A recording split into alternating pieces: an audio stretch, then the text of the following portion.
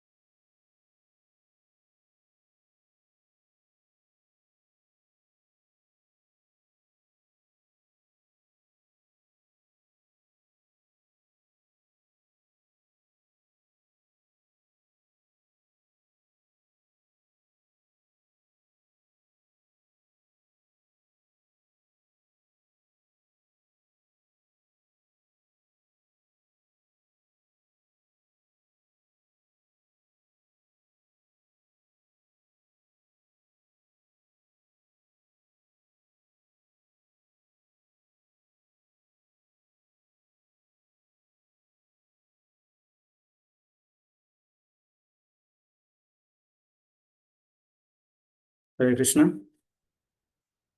मेरी आवाज सुनाई दे रही है अभी?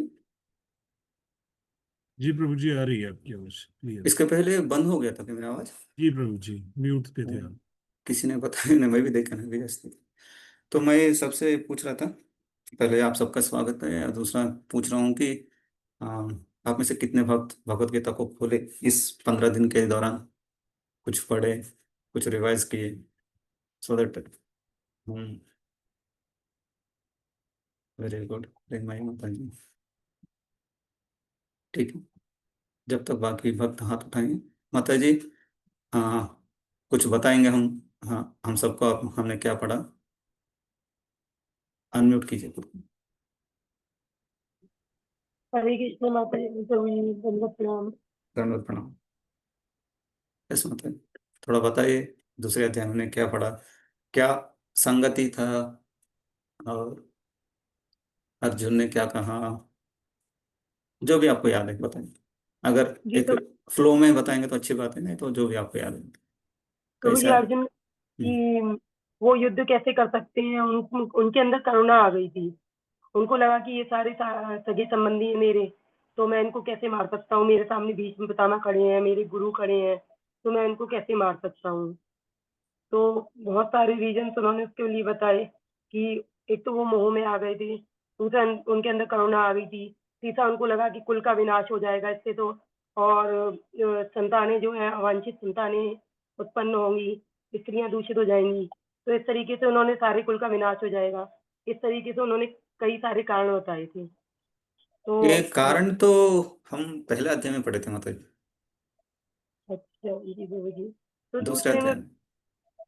दूसरे अध्याय में भगवान ने यही कहा कि आत्मा और जो शरीर है वो अलग अलग हैं, और शरीर के लिए शोक नहीं करना चाहिए, क्योंकि शरीर तो विनाशशील है, और आत्मा का तो कभी विनाश होता नहीं है, क्योंकि ना तो उसको कोई शस्त्र छेद सकता है, और ना ही कोई आग अग्नि जो है उसको जला सकती है, ना जल उसको डुबो सकता है, और वो तो मतलब वस्त्र की तरह होता है शरीर, तो जैसे कि वस्त्र जो है पुराना फटा हो जाता है तो उसको बदलते हैं, वैसे ही शरीर जो है उसका भी देहांतरण होता रहता है। 6 अवस्थाएँ जो हैं शरीर को प्राप्त होती हैं, उत्पन्न होता है, फिर उसके बाद वो जन्म लेता है, अस्तित्व में आता है, फिर बढ़ता है, फिर क्षीण होता है, मृत्यु को प्राप्त होता है। तो धीरे-धीरे उसमें 6 अवस्थाओं में वो चेंज होता है। लेकिन आत्मा जो होती है वो तो कभी विनाश होता नहीं है, वो तो उतनी की उतनी ही रहती है, मतलब जैसी है वैसी की वैसी ही रहती है, उसका तो कभी विनाश होता नहीं है।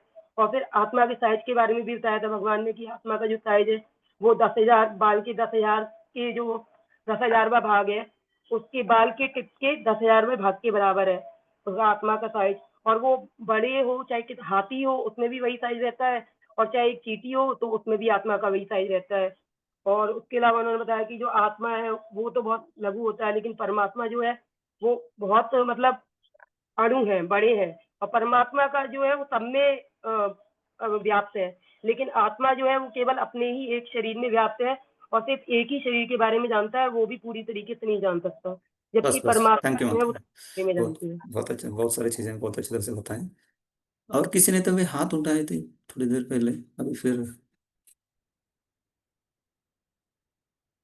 और कोई कुछ बताना चाहेंगे या माता जी को कंटिन्यू करने के लिए? सबने मौन व्रत धारण किए रखते हैं।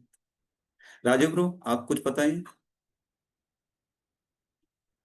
हरे कृष्ण प्रभु जी, आप मुझसे करें। हाँ यस ब्रो, राजीव अग्रवाल, नोएडा। आप भी कुछ बताइए, दूसरे अध्याय में क्या पढ़ा? हरे बोल। प्रभु जी, हरे कृष्ण प्रभु जी। इसमें ना भगवान ने इंद्रियों के बारे में भी बताया था कि स्थित प्रज्ञ कौन होता है। बड़ी अच्छा अच्छा। इंपॉर्टेंट चीज थी कि स्थित प्रज्ञ क्या हम्म, चीज है, कौन है स्थित प्रज्ञ, कौन अपनी इंद्रियों कंट्रोल में कर पाता है। इंद्रियों को कंट्रोल करने के लिए आत्मसंयमी क्या है, कौन विषयों को नियंत्रण करता है, कि उसके बारे में बहुत कुछ क्लियर करा था इसमें भगवान ने हमारे साथ। Okay, thank you. और कोई? और किसी का तो हाथ देखा था मैं उठाते हुए। हाँ, राघव मंदिर। यस माता जी, आप होस्ट हैं। हरे कृष्णा प्रभु जी, दंडवत प्रणाम। धन्यवाद। प्रभु जी, जब अर्जुन ने श्री कृष्ण से कहा कि मैं अपने स्वजनों की मृत्यु नहीं चाहता हूँ, तो भगवान श्री कृष्ण ने कहा कि ऐसा मत सोचो कि तुम कभी थे, मतलब ऐसा मत सोचो कि तुम्हारी मृत्यु होगी या जो तुम्हारे स्वजन है उनकी मृत्यु होगी, क्योंकि आत्मा की मृत्यु नहीं होती है। ये राजागण भी सदैव थे, हैं और रहेंगे, और सभी शाश्वत आत्मा है, इसलिए तुम की के लिए शोक मत करो, और तुम्हें अपने धर्म का पालन करना चाहिए। और तुम्हारा क्षत्रिय होने के नाते तुम्हारा यही धर्म है कि तुम आ, युद्ध करो, क्योंकि अगर तुम युद्ध नहीं करोगे तो तुम्हें और पाप लगेगा, क्योंकि तुम धर्म का पालन नहीं करोगे तब। और अगर तुम्हारे स्वजन जैसे भीष्म पितामह है, उनकी मृत्यु भी होती है, तो उन्हें मृत्यु के बाद दूसरा शरीर मिलेगा, और जो अच्छा भी होगा, क्योंकि वो पुण्यात्मा है। ओ, ठीक है। और राकेश को ऑलरेडी, हाँ राकेश को आप भी बताएं।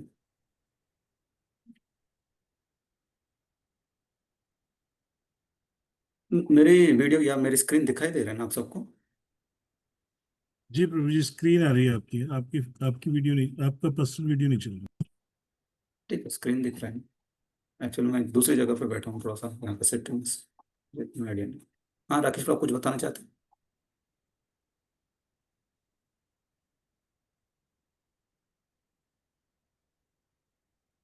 यस ब्रो, अनम्यूट कीजिए। हाँ प्रभु जी, अनम्यूट नहीं कर पा रहा था। हाँ, अभी बात। हाँ, तो प्रभु जी, हमने इसमें यही यही पूरे जो 2 नंबर के अध्याय में उसने हमने यही देखा, स्टार्टिंग में हमने ये पढ़ा कि आत्मा और शरीर में क्या फ़र्क है। आत्मा आत्मा जो कभी मरती नहीं है, शरीर नश्वर है, हमने ये पढ़ा। फिर बाद में आगे हमने श्लोकों में पढ़ा कि अर्जुन को भगवान ने बताया कर्तव्य क्या है, धर्म क्या है, आपको क्या करना चाहिए, क्या नहीं करना चाहिए। फिर उसके आगे फिर कर्म योग के बारे में बना कि बिना फल की आपको कर्म करते रहना चाहिए, आपको फल के बारे में चिंता नहीं करना चाहिए, फल भगवान पे छोड़ देना चाहिए। फिर पुरुष के लक्षण के बारे में बताया था, हमारी क्या रहती है, ऐसे करके ये सब पूरे इसमें पूरा मतलब एक देखते हैं तो एक कर्म योग के बारे में पूरा इसमें एक्सप्लेन किया है। ठीक है। इंदु माता जी, आप कुछ कहना चाहेंगे? अनम्यूट कीजिए थोड़ा। हरे कृष्ण प्रभु जी। हाँ। अ, इस अध्याय में श्री कृष्ण अर्जुन से कहते हैं कि कर्म तो तुम्हें करना ही पड़ेगा, क्योंकि वो बार बार द्वैत भाव में कर रहे होते हैं कि इससे मुझे यश होगा, लाभ होगा या हानि, ऐसे ही वो द्वैत भाव में होते हैं। तो और आत्मा परमात्मा वो भी सांख्य योग के हिसाब से श्री कृष्ण उसे बहुत लंबा समझाते हैं, लेकिन अर्जुन फिर भी उस बात को नहीं मानता। तो श्री कृष्ण अर्जुन से कहते हैं कि कर्म तो करना ही होगा।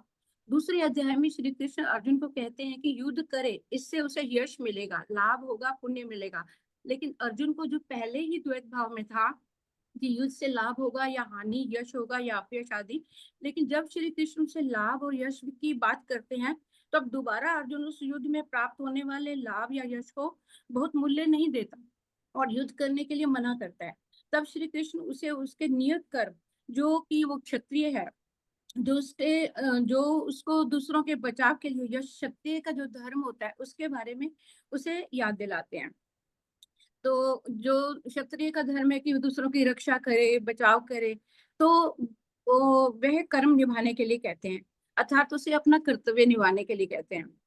अर्जुन पूछता है कि श्रेष्ठ कर्म क्या है फिर मेरे लिए? ठीक है, मैं कर्तव्य करता हूँ, लेकिन वो कई तरह से कर्म बताते हैं ना। तब श्री कृष्ण उसे वेदों में नियत किए गए कर्म को यज्ञ के रूप में, जो विभिन्न देवताओं को भी करने होते हैं, क्योंकि ऐसा करने के लिए कहते हैं, क्योंकि वेद श्री कृष्ण की वाणी है और फिर निर्देश है, कर्म कांड आदि। उससे भी अर्जुन पूछता है कि मुझे अपने लिए युद्ध में कुछ नहीं चाहिए, अर्थात भौतिक लाभ नहीं चाहिए। तब अर्जुन को श्री कृष्ण कहते हैं तुम कर्म योग करो फिर, अर्थात जो जो भी तुम कर्म कर रहे हो उसको मुझे समर्पित करो, कृष्ण भावनामृत भाव से कर्म करो, अर्थात मेरे लिए कर्म करो। गीता हमें चेतना को बदलना सिखाती है। श्री कृष्ण अर्जुन से कहते हैं तुम्हारी भौतिक इच्छा नहीं है तो तुम निष्काम भाव से कर्म करो।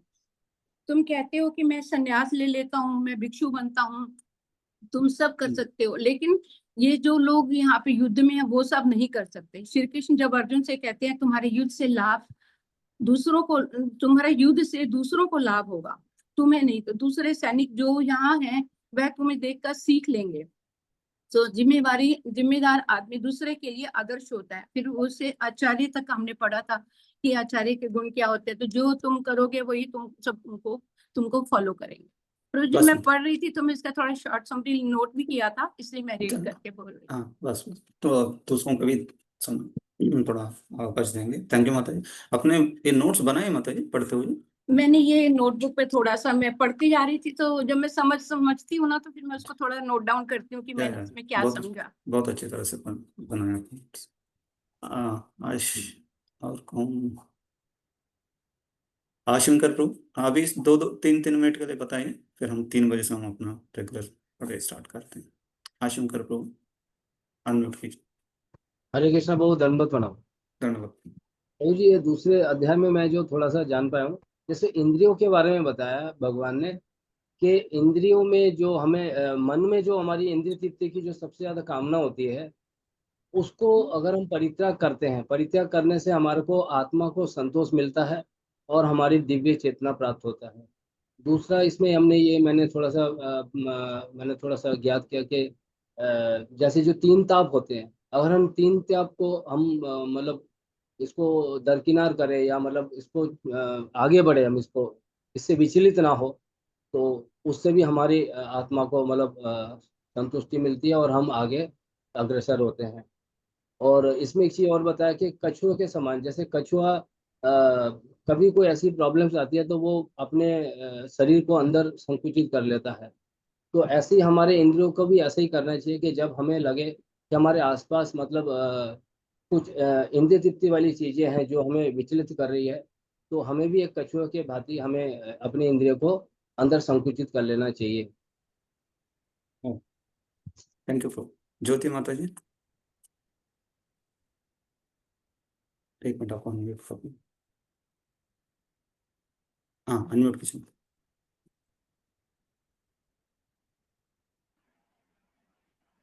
यस बोल।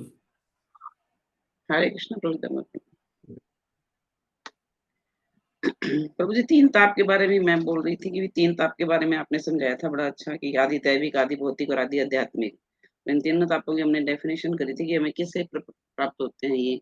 देवी देवताओं के प्रकोप से, देवी देवताओं की तरफ से होते हैं। एक आपने वीडियो भी कुछ लिंक भी भेजा था, उसमें आपने समझाया था जो संसारिक में जो ताप आते हैं वो आदि भौतिक होते हैं, और जो भगवान की तरफ से आते हैं मतलब हमें प्राकृतिक जो आते हैं वो आध्यात्मिक होते हैं। ऐसा समझ में आया था मुझे।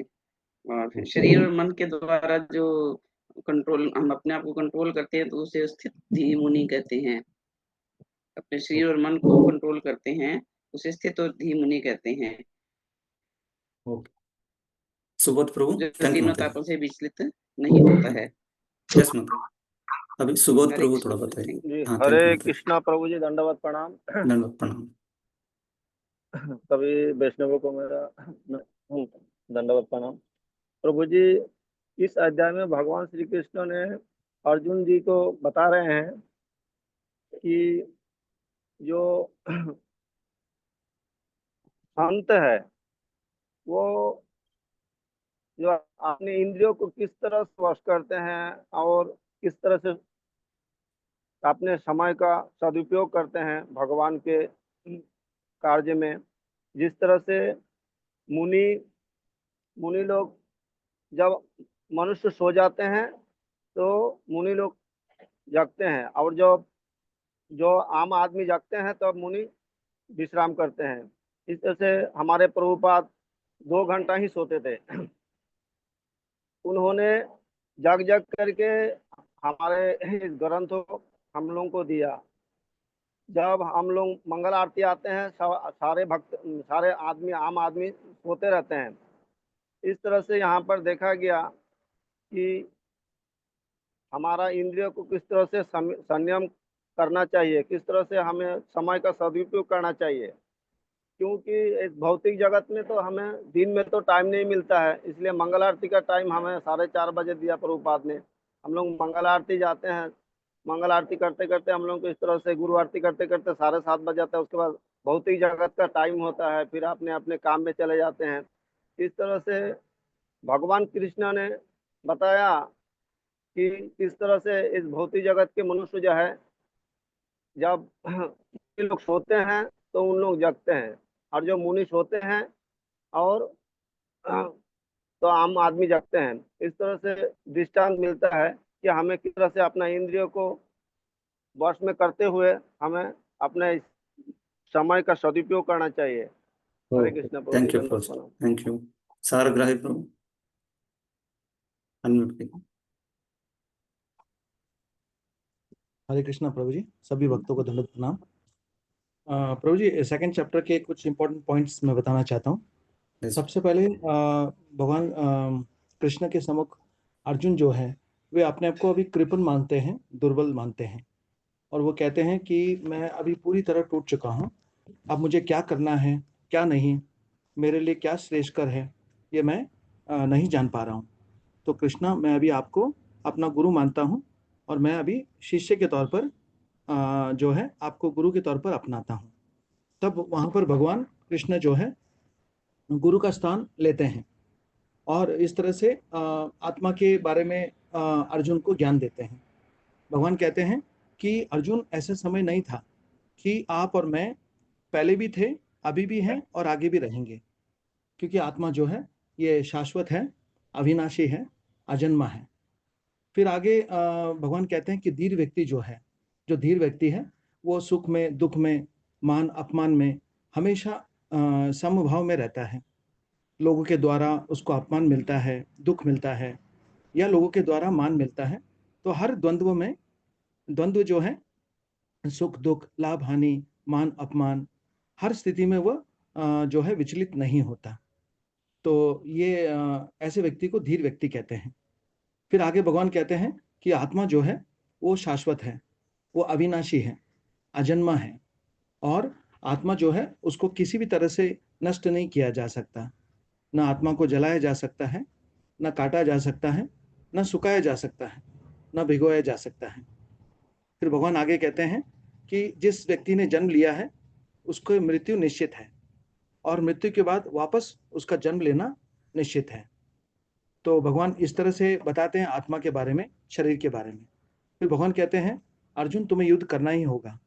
अगर युद्ध करते करते तुम हार जाओगे तो तुम्हें मीन्स तुम वीर गति को प्राप्त होगे तो तुम्हें स्वर्गलोक प्राप्त होगा, और अगर जीत जाओगे तो यहाँ पर भौतिक जगत में राज्य का भोग करोगे। इसलिए किसी भी स्थिति में आपको युद्ध करना है। हरे कृष्ण प्रभु ओके, जी। Thank you so much. धन्यवाद आप सबका, आप सब अच्छी तरह से बताएं। एक चीज़ है कि ये दूसरा अध्याय जो है ये एक प्रीव्यू बहुत बता सकते हैं, या जैसे इस अध्याय का नाम दिया गया गीता सार। इसमें हम भगवद गीता में जो भी पढ़ने वाले हैं या कृष्ण अर्जुन को अच्छी तरह से समझाने में सारी चीजें एक साथ दे दी है। उसमें अलग अलग योग दिए हैं और भक्ति के बारे में बताई, और बेसिकली कृष्ण अर्जुन के जितने भी प्रश्न थे पहले अध्याय में, या जितने भी उनके संदिग्ध थे ये जिसके वजह से वो युद्ध नहीं करना चाहते थे, उन सब का जवाब इस अध्याय में दे रहे थे। तो जैसे बहुत सारे भक्तों ने बताया, बहुत सारी चीजें बताई। एक चीज है कि हमको थोड़ा फ्लो भी याद रखना चाहिए, क्योंकि इधर उधर सब थोड़ा थोड़ा याद रखेंगे तो ठीक है, लेकिन फिर भी एक फ्लो रहेगा तो हमको क्या होता है हम उसको रिलीज कर सकते हैं, और किसी को भी बताएंगे तो भी ठीक से समझा सकते हैं। क्योंकि अभी 2 हफ्ते पहले हमने पढ़ा तो थोड़ा थोड़ा याद है, तो फिर 2 महीने के बाद कितना याद रहेगा, या 2 साल के बाद। तो एक फ्लो में याद रखें, जैसे कि एक माता जी ने अच्छी तरह से नोट्स बनाए, ये श्लोक के बाद ये श्लोक।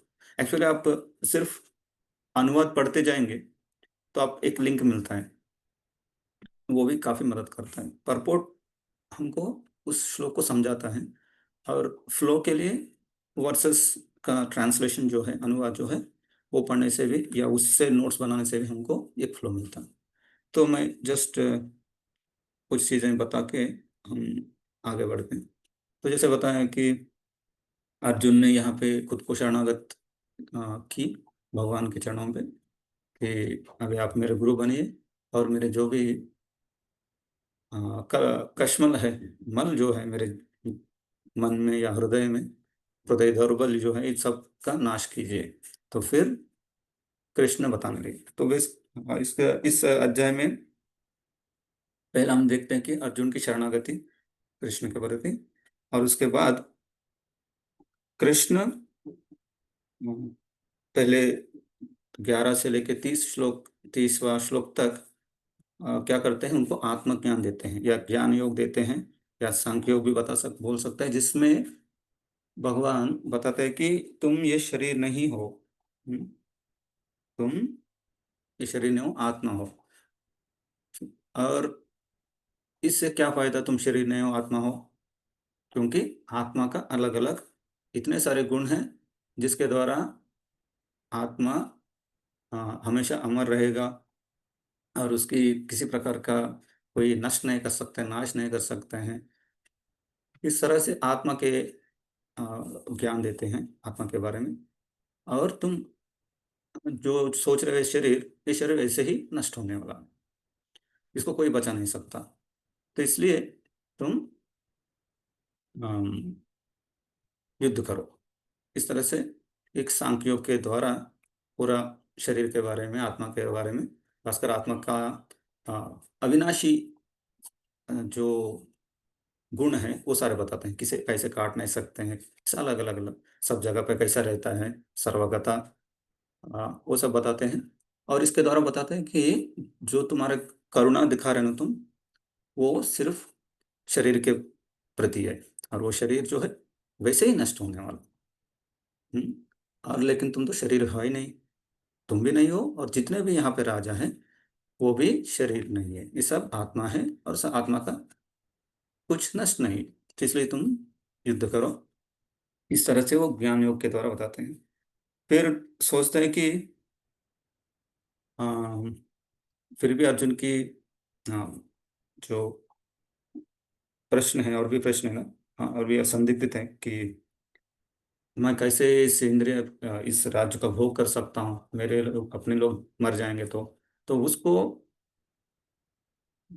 एड्रेस करते हुए क्या बताते हैं कि देखो, अभी कर्मयोग के बारे में बताते हैं, या कर्मकांड दोनों बताते हैं। ये कर्मकांड के बारे में स्पेशल बताते हैं कि देखो, तुम युद्ध करोगे और तुमको राज मिलेगा, और तुम धर्म की पक्ष हो, तो धर्म का पालन करते हुए युद्ध करोगे तो तुमको राज्य मिलेगा, और उसको तुम उसका तुम क्या बोलते हैं, तुम उसका भोग कर सकते हो, और ये धर्म का पालन करते हुए कर रहे हो, तो इसलिए ये गलत नहीं है। और एक क्षत्रिय का ये धर्म है। और जो भी युद्ध में जीतेंगे तो उनको भोग करने का मौका मिलता है, और जो युद्ध में मरने वाले हैं उनको स्वर्ग की प्राप्ति होती है। मतलब तुम मरोगे तो भी तुमको स्वर्ग में भोग करने के लिए मिलेगा, या जीतोगे तो यहाँ पे इस धरती पे भोग करने के लिए मिलेगा। इस तरह से तुमको दोनों प्रकार से भोग करने के लिए मिलेगा। और ऐसा मत सोचो कि तुम्हारे गुरु और बाकी जितने भी बंधु हैं जो मर रहे हैं उनका क्या होगा, वो भी युद्ध में मर रहे हैं और धर्म का पालन करते हुए, इसलिए उन सबको भी स्वर्ग मिलेगा ही मिलेगा। इस तरह से अर्जुन को कर्मयोग के बारे में बताते हैं कि तुम कर्म करो और जिससे तुमको नष्ट है, तुम इस तरह से तुम इस राज को भोग कर सकते हो। और आगे बताते हैं जिसमें इस सवाल का जवाब जो कि मुझे पाप लगेगा। तो पाप के बारे में जब आता है फिर बताते हैं कि क्योंकि तुम अ, इन इस युद्ध को मेरे मुझे मेरी प्रसन्नता के लिए मैं बोल रहा हूँ, इसलिए तुम कर रहे हो, इसलिए क्या होता है, कर्मयोग बनेगा, इसलिए इसमें तुमको पाप नहीं लगेगा। उस तरह से 38 से आगे के श्लोकों में कर्मयोग के बारे में बताते हैं, क्योंकि कर्मकांड में पाप पुण्य ये सारी चीजें रहेंगे धर्म का पालन करते हुए अभी। लेकिन कर्मयोग में क्या होता है, जब हम भगवान को पिक्चर में लाते हैं, भगवान को कनेक्ट करते हैं अपने क्रियाओं से, कर्म से, फिर उसमें पाप और पुण्य नहीं रहता है वहां पे। हाँ, इसलिए कर्मयोग करो करके बताते हैं। लेकिन ये सकाम कर्म हो सकता है या निष्काम कर्म हो सकता है। सकाम कर्म मतलब अपनी इच्छाओं को पूर्ति करने के लिए भगवान की शरणागति लेकर कर्म करना। और निष्काम कर्म योग क्या होता है, बिना किसी इच्छा से भगवान की प्रसन्नता के लिए ये कर्म करना, वो निष्काम कर्म। तो भगवान यहाँ पे सकाम कर्म नहीं, निष्काम कर्म की बात कर रहे हैं। तो निष्काम कर्म जब हम करते हैं, मतलब कर्म कर रहे हैं निष्काम, मतलब बिना किसी फल की चिंता करते हैं, तो तब क्या होगा, फिर वो कर्मयोग होगा। और जिस तरह से तुम इन पाप पुण्यों से बाहर रहोगे। और ये भी बताते हैं कि इसको बुद्धि योग भी बताते हैं, इसको बुद्धि योग भी कर सकते, इसको बुद्धि योग भी कहलाते हैं। और इस तरह से तुम शांति से रह सकते हो। तो आ, इसलिए तुम युद्ध करो सिद्ध प्रज्ञ बनकर। तो अर्जुन सुना, ठीक है, ये अच्छा लग रहा है, पाप पुण्य नहीं है, और शा, शांति भी मिलेगी। ऐसा 2.53 में बोलते हैं शायद। हाँ, तो फिर ये व्यक्ति कैसे रहता है। मैंने ज्ञानी लोगों को देखा और कर्मकांडी को देखा, लेकिन ये इस तरह का स्थित प्रज्ञा या जीवन मुक्ता या निष्काम कर्म योग कैसे रहता है, उसको मैं कैसे पहचान सकता हूँ। इसे जब पूछते हैं, तो चार प्रश्न पूछते हैं। तब पूछते हैं एक्चुअली चार प्रश्न कि हम्म,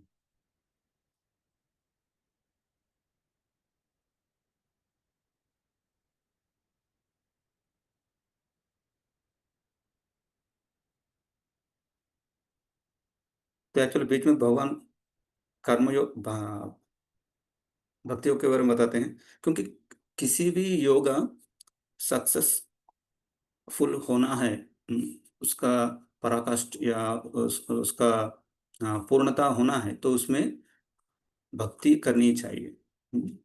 बिना भक्ति का सपोर्ट लेके कोई भी योग जो है उसमें पूर्णता नहीं हो सकती। इसलिए भगवान बीच में व्यवसायत्मक भक्ति ये सब बताते हैं कि इस तरह से तुम एक निष्ठ बनकर मेरे लिए एक काम करो। जैसे ही भगवान आते हैं वो आ, भक्ति का एक अंग बनता है। तो यहाँ पे अर्जुन का एक प्रश्न था। सबको स्क्रीन दिख रहे हैं ना मेरा?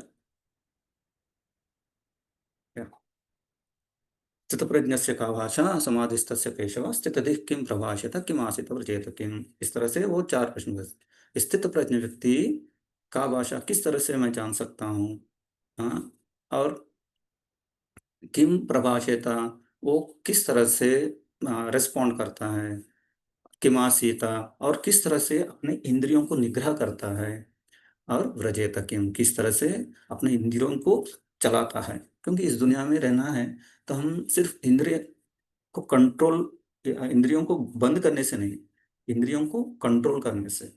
सो कंट्रोल करना, नियंत्रित करना और बंद करना दोनों अलग है। बंद करना मतलब जैसे कि स्विच रहता है, ऑन ऑफ स्विच ट्यूब का, ऑन ऑफ, बस वो बंद करना।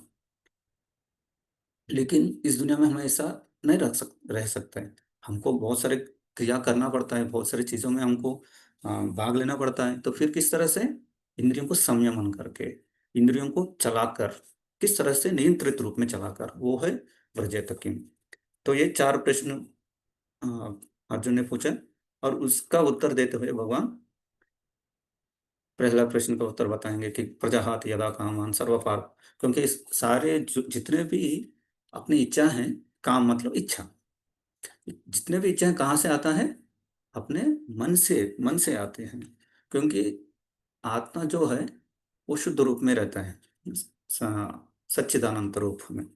लेकिन उसके ऊपर जब अविद्या का एक आच्छादन आ जाता है, फिर वहां पे एक एक करके अपना अहंकार बनता है। उसके बाद चित्त, उसके बाद बुद्धि, उसके बाद मन, उसके बाद इंद्रिय जो देख रहे हैं हम, स्थूल इंद्रिय और बाकी सारे इंद्रिय, हाँ, क्या बोलते हैं, इंद्रिय पदार्थ।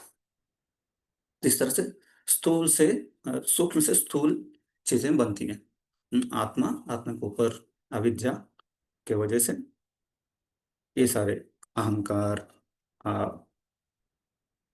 भौतिक बुद्धि, भौतिक मन, भौतिक चित्त, भौतिक मन, ये सारे एक एक लेयर बनता रहता है। फाइनली जो हम देख रहे हैं स्थूल इंद्रिय और इंद्रिय वस्तु जो प्रकृति के द्वारा, ये सब प्रकृति से ही मिल रहा है हमको। तो इन सबको छोड़ना, क्योंकि ये सब मन से आ रहे हैं। और तुम तो आत्मा हो, तुम मन तो हो, तुम तो मन ना मन है या शरीर है। तो इन सबको तुम क्या करना चाहिए? जो स्थितप्रज्ञ व्यक्ति जानता है कि ये सारे मेरे मन में जो जितने भी इच्छा आ रहे हैं कि ये अच्छा है, ये बुरा है, ये सुख है, दुख है, ये गलत है, सही है, भौतिक रूप से, ये सारे चीजों को क्या करते हैं वो? प्रजाहाति, त्यागता है। इस तरह से बताते हैं। फिर दूसरा श्लोक का जवाब बताते हैं कि वो कैसे रेस्पॉन्ड करते हैं। दुखेषु अनुद्विग्न मना सुखेषु विगत स्पृहा। सुख दुख में किस तरह से रहता है? संयमन करके रहता है। ऐसा नहीं कि दुख आए तो बहुत उद्विग्न हो जाएगा, और सुख में बहुत आनंदित हो जाएगा, नहीं। जो स्थित प्रज्ञ व्यक्ति है दोनों को एक ही तरह से लेता है। जैसे कि मैंने एग्जांपल दिया था, जो क्लर्क रहता है, बैंक का क्लर्क, वो ज्यादा पैसा आया तो भी चिंतित नहीं करता है, और ज्यादा पैसा गया तो भी चिंता नहीं करता है। उस तरह से स्थित प्रज्ञ व्यक्ति सब चीजों को सह लेता है। और ये भी सर्वत्र अभिनय, सबके साथ किस तरह से रहता है, शुभ अशुभ सबको किस तरह से वो देखता है, उसे भी बताया। और जब किस तरह से रोकता है उसके बारे में बताया कि यदा संहरते चाहे कूर्मंगानि सर्वशः। हाँ, कि किस तरह से एक कोर्म रहता है, क्या बोलते हैं कोर्म मतलब टर्टल, कछुआ। कछुआ किस तरह से अपने इंद्रियों को अंदर ले लेते हैं जब उस किसी प्रकार का हानि पहुंचने वाला है उस जीव को, कछुआ को, तो अपने इंद्रियों को अंदर ले लेता है। इसी तरह से एक स्थितप्रज्ञ व्यक्ति क्या करते हैं, सिचुएशन को चेंज नहीं करते। यहाँ पे हमको ये सीखना है कि व्यक्ति सिचुएशंस को, नॉर्मली हम क्या करते हैं अपने जीवन में, कुछ भी हुआ तो हम तुरंत उस सिचुएशन के ऊपर अटैक करते हैं, सिचुएशन को कैसे चेंज करें। तो सिचुएशन को चेंज करने से ज्यादा खुद को चेंज करना चाहिए, खुद को कंट्रोल करना चाहिए अपने इंद्रियों को। तो यहाँ बता रहे हैं कि अपने इंद्रियों को अंदर ले लेना चाहिए, मतलब अंदर लेना मतलब वहां पे उनसे हाँ, किसी प्रकार का रिलेशन बनना नहीं चाहिए। ओके। और ये कब हो सकता, और ऐसा करने से एक्चुअली क्या होगा, विषयाभिनिवर्तन्ते निराहारस्य देहिनः रसवर्जं रसोप्यस्य परं दृष्ट्वा निवर्तते। एक सब कब कर सकते हैं, जब हम हायर टेस्ट डेवलप करेंगे। हाँ, कभी किसी को रोकना मुश्किल है, लेकिन उसको डाइवर्ट करना ये आसान है। अगर नदी बह रही है तो उसको बंद करना मुश्किल है, लेकिन उसको डाइवर्ट करना आसान है। उसी तरह से हम अपने इंद्रियों को क्या करना चाहिए, डाइवर्ट करना चाहिए। किस तरफ, भौतिक तृप्ति से इंद्रिय तृप्ति से आध्यात्मिक तृप्ति की तरफ।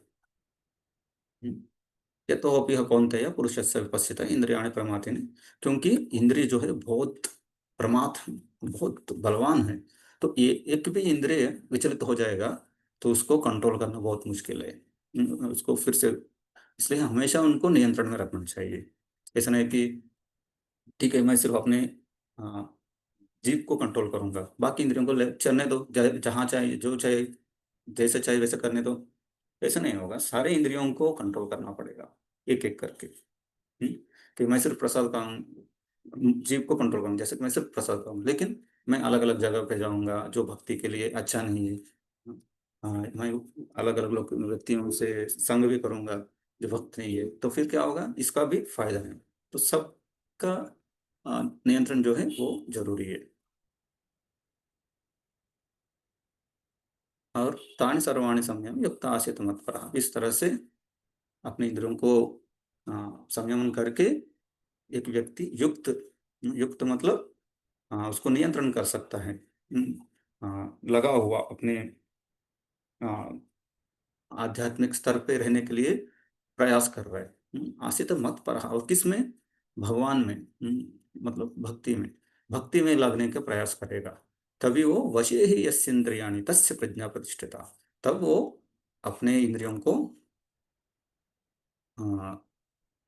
पूर्णतया वश में रखते हुए भगवान में संयमन करना चाहिए।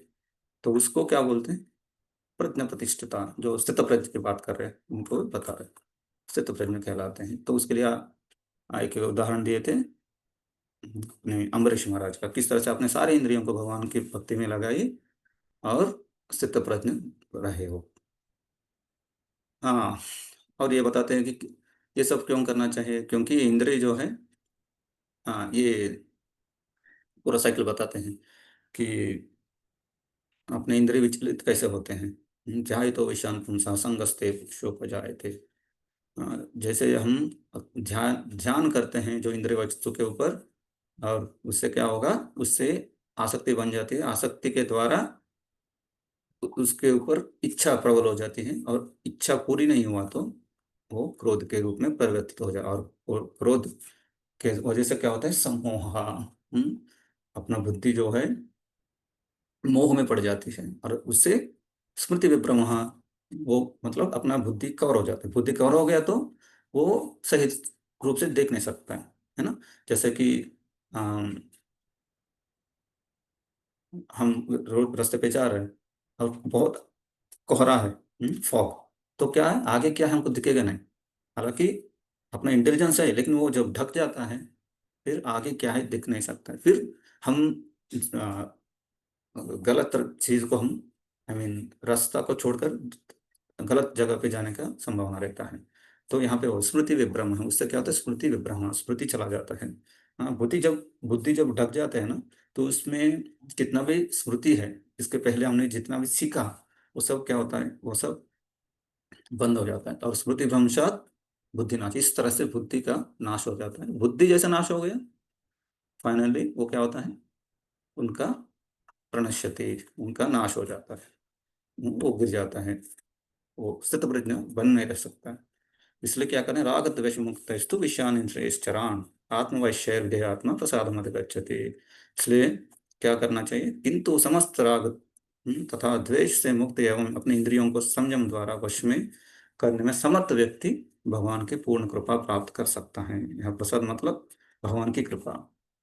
किसको भगवान की कृपा मिलेगी, जो व्यक्ति अपने इंद्रियों को संयमन करके, हाँ, आत्मा में, हाँ, हाँ, मतलब आत्मा के स्तर पे रहता है, उस व्यक्ति भगवान की कृपा प्राप्त कर सकता है। और वो भगवान की कृपा प्राप्त होने से क्या होगा, सर्व दुखानाम हानिरस्य उपजायते, सारे अपने जीवन में दुख जो है चले जाएंगे। दुख चले जाएंगे मतलब क्या है, सिचुएशन बदलेंगे नहीं, उस सिचुएशन को हम सही रूप से समझेंगे, उसको स्वीकार करेंगे। हम जनरली क्या करते हैं, सिचुएशन के साथ हम, हाँ, उसको स्वीकार नहीं करते। तो स्वीकार नहीं करने से फिर अपने जीवन में दुख सुख के सारी चीजें आते हैं। जब हम उसको एक स्वीकार करेंगे कि किसे, प्रसन्न चेतसः, प्रसन्न चेत से बुद्धि परिवर्तिष्ठते, इस ऐसी तुष्ट चेतना होने पर उसकी बुद्धि शीघ्र ही स्थिर हो जाता है। जब उस तरह से हम स्वीकार करते हैं ये सारी चीजें भगवान के द्वारा दिए गए हैं करके, फिर हम प्रसन्न मन के साथ रह सकते हैं। और उस तरह से बुद्धि नहीं होगा तो क्या है वो बताएं, नास्ति बुद्धिर्युक्तस्य न चायुक्तस्य भावना न चा भावयतः शांतिर अशांतस्य कुतः सुखम। जिनका बुद्धि स्थिर नहीं है, फिर उस व्यक्ति के जीवन में शांति नहीं है, शांति के बिना आनंद कहाँ, सुख कहाँ मिलेगा, वो बताएं। इंद्रियाणि ही चरता जन्मनो बुद्धि देते तदस्य हरति प्रज्ञा वायुर्नाव महाबसी। ये इंद्रिय जो है जैसे एक नाव है, वो हवा से कैसे विचलित हो जाता है अपना, वैसे अगर बुद्धि जिनका कंट्रोल नहीं है, तो वैसे ही उस व्यक्ति का भी मन जो है विचलित हो जाता है। मनुष्य की बुद्धि को हर लेती है। इसलिए वो बता रहे, फिर से एक बार बता रहे कि इंद्रियाण इंद्रियाध्यप्यस्य तस्य प्रज्ञा प्रतिष्ठित। इसलिए जो व्यक्ति अपने इंद्रियों का कंट्रोल कर सकता है, उस व्यक्ति को प्रज्ञा, स्थित प्रज्ञा व्यक्ति बोलते हैं। फिर ये भी बताया था कि जिस व्यक्ति का जो स्थिर स्थित प्रज्ञ व्यक्ति है, उनके लिए कैसा इंद्रिय वस्तुओं को देखता है और किस तरह से वो आध्यात्मिक चीजों को देखते हैं। और उसके विपरीत जो भौतिक व्यक्ति है, जो भौतिक इंद्रिय तृप्ति में लगाव है, उसके लिए किस तरह से वो इंद्रिय विषयों को देखता है, वही बता, या निशा सर्वभूतानां। जो स्थित प्रज्ञ के लिए जो रात है, रात मतलब जो इंद्रिय भोग की चीजें हैं, वो उनके लिए रात है।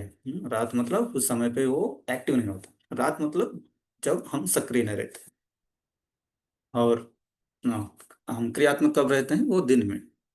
तो जब इंद्रिय भोग की चीजें आ जाती हैं, उस तरह का वातावरण बन जाता है, तो एक स्थित प्रज्ञ व्यक्ति, स्थितधीर मुनि क्या करेगा, वो उनके लिए रात बन जाता है। मतलब वो दिन का 10 बजे 12 बजे भी हो, लेकिन उनके लिए क्या है, वो उनके लिए रात, मतलब उस समय को वो उसके ऊपर एक्ट नहीं करेगा, क्रियात्मक नहीं बनेगा।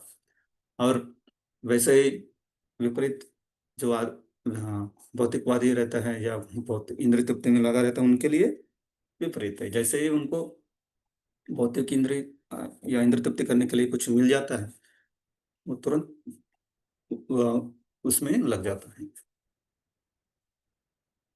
और फिर ये बताते हैं कि जो इस तरह से अपने इंद्रियों को कंट्रोल के आंतरिक रूप से अपने इंद्रियों के ऊपर जो नियंत्रण पाता है, उस व्यक्ति के जीवन में जितने भी, चाहे जितने भी इंद्रिय तृप्ति के अवसर मिले, वो क्या करता है उसको, वो सिर्फ सह लेते हैं। जैसे कि एग्जाम्पल यहाँ पे बता रहा है कि अपूर्यमाणम अचल प्रतिष्ठम, जो समंदर है उसमें जितना भी पानी आए लेकिन उसमें किसी प्रकार का आ, विचलन नहीं होता है, विषम, उसमें कभी बाढ़ नहीं आती।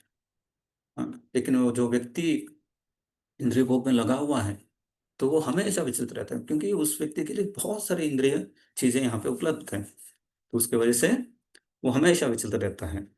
तो इसलिए हम कैसे होना चाहिए, समुद्र मापक प्रविशांति व्यक्तित्वात्, उस तरह से एक समुद्र के जैसे वो रह सकते, इसलिए वो शांति आपनोति न काम कामी। तो वो स्थित प्रज्ञा व्यक्ति जो है वो शांति के साथ रह सकता है, लेकिन काम कामी, जो कामी व्यक्ति है, जो इंद्रिय भोग में लगा हुआ है, उनके लिए शांति कभी नहीं मिलेगी, क्योंकि एक इंद्रिय भोग की वस्तु की जो का डिमांड जो है उसको पूरी किया तो तुरंत दूसरा, उसके बाद तीसरा, तो कभी उनके जीवन में शांति होगा ही नहीं। इतना हमने पढ़ा है। तो आज हम बाकी दो श्लोक जो कंक्लूजन है वो पढ़ेंगे, फिर आगे प्रभु जी ने किसका नाम दिया था पढ़ने के लिए, क्योंकि वो पहले मैसेज में जो देखा था वो दोनों तो था है नहीं, उसके बाद मुझे अश्विनी बता। ओके, हाँ अनम्यूट किया आपको। विहाय कामान्य सर्वान् पुमां शरति निस्पृहः निर्ममो निरहंकारः स शांतिम अधिगच्छति। पढ़ी माता जी इसका अनुवाद। प्रभु जी 69 से मतलब लेना था, 68 तक आपने समझाया था। रियली? जी जी 69 से पढ़ना था। मुझे तो याद है, ये तो हो गया ना, या निशा सर्वभूतानो, मैंने समझाया था उस समय में। और थोड़ा सा अपूर्व, आपने था तात्पर्य इसका, तस्मादस्य 68 का तात्पर्य पढ़ा था माता जी ने लास्ट, फिर 69 से लेना था। मतलब और किसी से पूछिए, मैंने अंडरलाइन करके इधर नोट्स निकालती हूँ ना, इसमें भी श्लोक 9 नंबर लिख के ठीक है। रखा था। या निशा सर्वभूतानां तस्यां जागर्ति संयमी यस्यां जागर्ति भूतानि सा निशा पश्यतो मुने। हाँ, इसका अनुवाद इसका तात्पर्य पढ़ लीजिए डायरेक्ट, मैं तो ऑलरेडी थोड़ा समझाया आपको, यहाँ से पढ़ लीजिए जो हाईलाइट। प्रभुपाद के द्वारा, श्रील प्रभुपाद की जय। बुद्धिमान मनुष्यों की दो श्रेणियां हैं। एक श्रेणी के मनुष्य इंद्रिय तृप्ति के लिए भौतिक कार्य करने में निपुण होते हैं, और दूसरी श्रेणी के मनुष्य आत्मनिरीक्षक है, जो आत्म साक्षात्कार के अनुशीलन के लिए जागते हैं। विचारवान पुरुषों या आत्मनिरीक्षक मुनि के कार्य भौतिकता में लीन पुरुषों के लिए एक रात्रि के समान है। भौतिकवादी व्यक्ति ऐसी रात्रि में अनभिज्ञता के कारण आत्म साक्षात्कार के प्रति सोए रहते हैं। आत्मनिरीक्षक मुनि भौतिकवादी पुरुषों की रात्रि में जागे रहते हैं। मुनि को आध्यात्मिक अनुशीलन की क्रमिक उन्नति में दिव्य आनंद का अनुभव होता है, किंतु भौतिकवादी कार्यों में लगा व्यक्ति आत्म साक्षात्कार के प्रति सोया रहकर अनेक प्रकार के इंद्रिय सुखों का स्वप्न देखता है, और उसी सुप्तावस्था में कभी सुख तो कभी दुख का अनुभव करता है। आत्मनिरीक्षक मनुष्य भौतिक सुख तथा दुख के प्रति अनन्यमनस्क रहता है। वह भौतिक घातों से अविचलित रहकर आत्म साक्षात्कार के कार्यों में लगा रहता है। अगर मैंने समझा है तो एक्चुअली ऐसा बताया जाता है कि ये पूरा जीवन जो है ना वो कैसा है, वो एक स्वप्न है। तो स्वप्न हम बहुत कुछ देखते हैं, और जैसे हम स्वप्न से बाहर निकलते हैं तो फिर इसके पहले जितने भी स्वप्न में जितना भी कभी कभी सुख की या आनंद की चीजें होती हैं, कभी कभी दुख की या डरावना चीजें भी होती हैं, लेकिन वो सब एकदम क्या होता है, सब चले जाते हैं। तो वैसे ही ये इंद्रिय भोग करने वाला व्यक्ति जो है, उनके लिए भी स्वप्न ही है, लेकिन वो सच समझकर उसमें आनंद लेने का प्रयास कर रहा है। फिर से स्वप्न देख रहा है कि हाँ मैं ऐसा करूंगा तो शायद मुझे आनंद मिलेगा, ऐसा करूंगा तो मुझे सुख मिलेगा। हाँ, वो सुप्तावस्था में रहता है, दिन में भी सुप्तावस्था में रहता है एक्चुअली। मतलब उनके आंखें खुले हैं, सारी इंद्रिय खुले हैं, लेकिन उनका चेतना क्या है, सुप्तावस्था में है। लेकिन एक आत्मनिरीक्षक व्यक्ति कैसे रहेगा, वो सुख तथा दुख के प्रति अन्य मनस्क रहेगा। वो अनन्य मनस्क नहीं, अनन्य मनस्क उसका ऑपोजिट मीनिंग हो जाएगा अन्य मनस्क। अन्य मनस्क मतलब उसकी उसको कुछ खातर नहीं करता है, उसको कुछ वैल्यू नहीं देता है। जो भी आया आने दो, जो भी गया जाने दो, मैं अपना धर्म या कर्म जो है उसको मैं निभाऊंगा। इसलिए वो भौतिक बातों से अविचलित रहकर आत्म साक्षात्कार के कार्यों में लगा रहता है। तभी हम ये सब कर सकते हैं। नहीं तो अगर हम कंटिन्यूसली विचलित हो रहे हैं तो हम कैसे आगे बढ़ सकते हैं? आत्मा के आध्यात्मिक पंथा पे हमको आगे बढ़ना है तो हमको जरूर इस भौतिक इंद्रिय तृप्ति वाले चीजें या उस प्रकार का जितने भी कार्यक्रम है उनसे हमको दूर रहना ही पड़ेगा। इसलिए प्रभुपाद जी बोलते हैं कि sense gratification and spiritual advancements they go ill together. English में प्रभुपाद जी बोलते हैं, मतलब क्या है, इंद्रिय तृप्ति, भौतिक इंद्रिय तृप्ति और आध्यात्मिक प्रगति, ये दोनों कभी साथ में जा ही नहीं सकता। ये दो दो नाव के जैसे हैं। हम कभी प्रयाण कर सकते, प्रवास कर सकते हैं कि दो नावों में एक पैर इस तरफ और एक पैर दूसरे में? कहीं नहीं, कभी नहीं कर सकते हैं। हाँ, क्योंकि दोनों का डायरेक्शन ही अलग है। तो इसलिए जो व्यक्ति इंद्रिय तृप्ति में लगा हुआ है, हाँ, इंद्रिय तृप्ति करते हुए मैं बहुत आध्यात्मिक प्रगति कर सकता हूँ ऐसा सोचते हैं ना। क्योंकि हम देखते हैं बहुत सारे लोग, बहुत सारे बाबा अलग अलग संस्था में क्या करते हैं, हाँ अच्छा है आप मंदिर में आइए, हाँ थोड़ा डोनेशन दीजिए, थोड़ा हमारा प्रवचन सुन लीजिए, थोड़ा आरती वगैरह कर लीजिए और बस घर पे जाके चाय पिए, हाँ जो भी आप कर रहे हैं सब कीजिए, मांसाहार सारे, ये चार चीजें क्या है, इसके ऊपर जितने भी हैं जो भी आप कर रहे हैं सब कीजिए, बस इसमें ये थोड़ा ऐड कीजिए। हालांकि हम भी बताते हैं आप सिर्फ भगवान को ऐड कीजिए अपने जीवन में, लेकिन उसके साथ नीचे कंडीशंस बहुत सारे रहते हैं, वो एक एक करके हम बताते हैं। जैसे प्रभुपाद जी ने भी जब पहली बार इनिशिएशन दिया था, दीक्षा दी थी, तो तब उन्होंने कुछ नहीं बताया कि क्या क्या करना है। फिर नेक्स्ट डे नहीं, रात को एक शिष्य ने पूछा, प्रभुपाद जी अभी हमने ये दीक्षा ग्रहण की आपसे, हमने आपको गुरु के रूप में स्वीकार किया, क्या हमको कुछ नियम है क्या? फिर प्रबोधन, हाँ बहुत अच्छा आप, मैं वेट कर रहा था आप पूछेंगे करके। तो नेक्स्ट डे प्रभुपा जी अपने रूम के बाहर एक नोटिस बोर्ड लगा दिया, every initiated devotee should follow 1 2 3 4। लेकिन प्रभुपा जी के शिष्य इतना समर्पित थे, फिर कि बिना किसी प्रश्न पूछे वो सब पालन करने के प्रयास किए।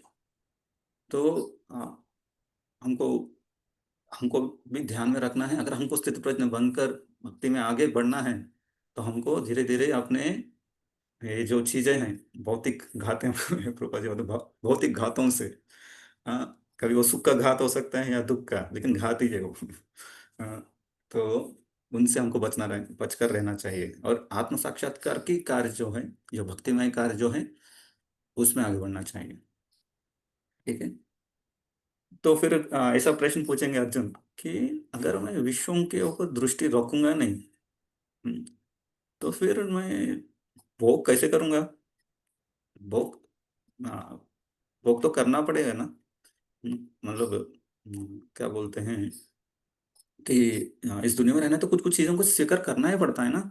तो फिर वो कैसे हो सकता है, मुझे मेरे मेरे से या अस्तित्व प्रज्ञ व्यक्ति से कैसे हो सकता है? फिर ये बताते हैं कृष्ण, अपूर्यमाणम् अचलप्रतिष्ठं समुद्रमापः प्रविशन्ति यद्वत् तद्वत् कामायं प्रविशन्ति सर्वे स शान्तिमाप्नोति न कामकामी। हाँ अभी अनुवाद पढ़ो। अनुवाद श्रील प्रभुपाद के द्वारा। श्रील प्रभुपाद की जय। जो पुरुष समुद्र में निरंतर प्रवेश करती रहने वाली नदियों के समान इच्छाओं के निरंतर प्रवाह से विचलित नहीं होता और जो सदैव स्थिर रहता है, वही शांति प्राप्त कर सकता है, वह नहीं जो ऐसी इच्छाओं को तुष्ट करने की चेष्टा करता हो।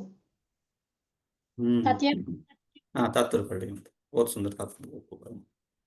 यद्यपि विशाल सागर में सदैव जल रहता है, किंतु वर्षा ऋतु में विशेषतः यह अधिकाधिक जल से भरता जाता है, तो भी सागर उतने पर ही स्थिर रहता है, न तो वह विक्षुब्ध होता है और न तट की सीमा का उल्लंघन करता है। यही स्थिति कृष्ण भावना भावित व्यक्ति की है। जब तक मनुष्य शरीर है तब तक इंद्रिय तृप्ति के लिए शरीर की मांगे बनी रहेंगी। किंतु भक्त अपनी पूर्णता के कारण ऐसी इच्छाओं से विचलित नहीं होता। कृष्ण भावना भावित व्यक्ति को किसी वस्तु की आवश्यकता नहीं होती, क्योंकि भगवान उसकी सारी आवश्यकताएं पूरी करते रहते हैं। अतः वह सागर के तुल्य होता है, अपने में सदैव पूर्ण। सागर में गिरने वाली नदियों के समान इच्छाएं उसके पास आ सकती है, किंतु वह अपने कार्य में स्थिर रहता है और इंद्रिय तृप्ति की इच्छा से रंच भर भी विचलित नहीं होता। कृष्ण भावना भावित व्यक्ति का यही प्रमाण है। इच्छाओं के होते हुए भी वह कभी इंद्रिय तृप्ति के लिए उन्मुख नहीं होता, क्योंकि वह भगवान की दिव्य प्रेमा भक्ति में तुष्ट रहता है। अतः वह समुद्र की भांति स्थिर रहकर पूर्ण शांति का आनंद उठा सकता है।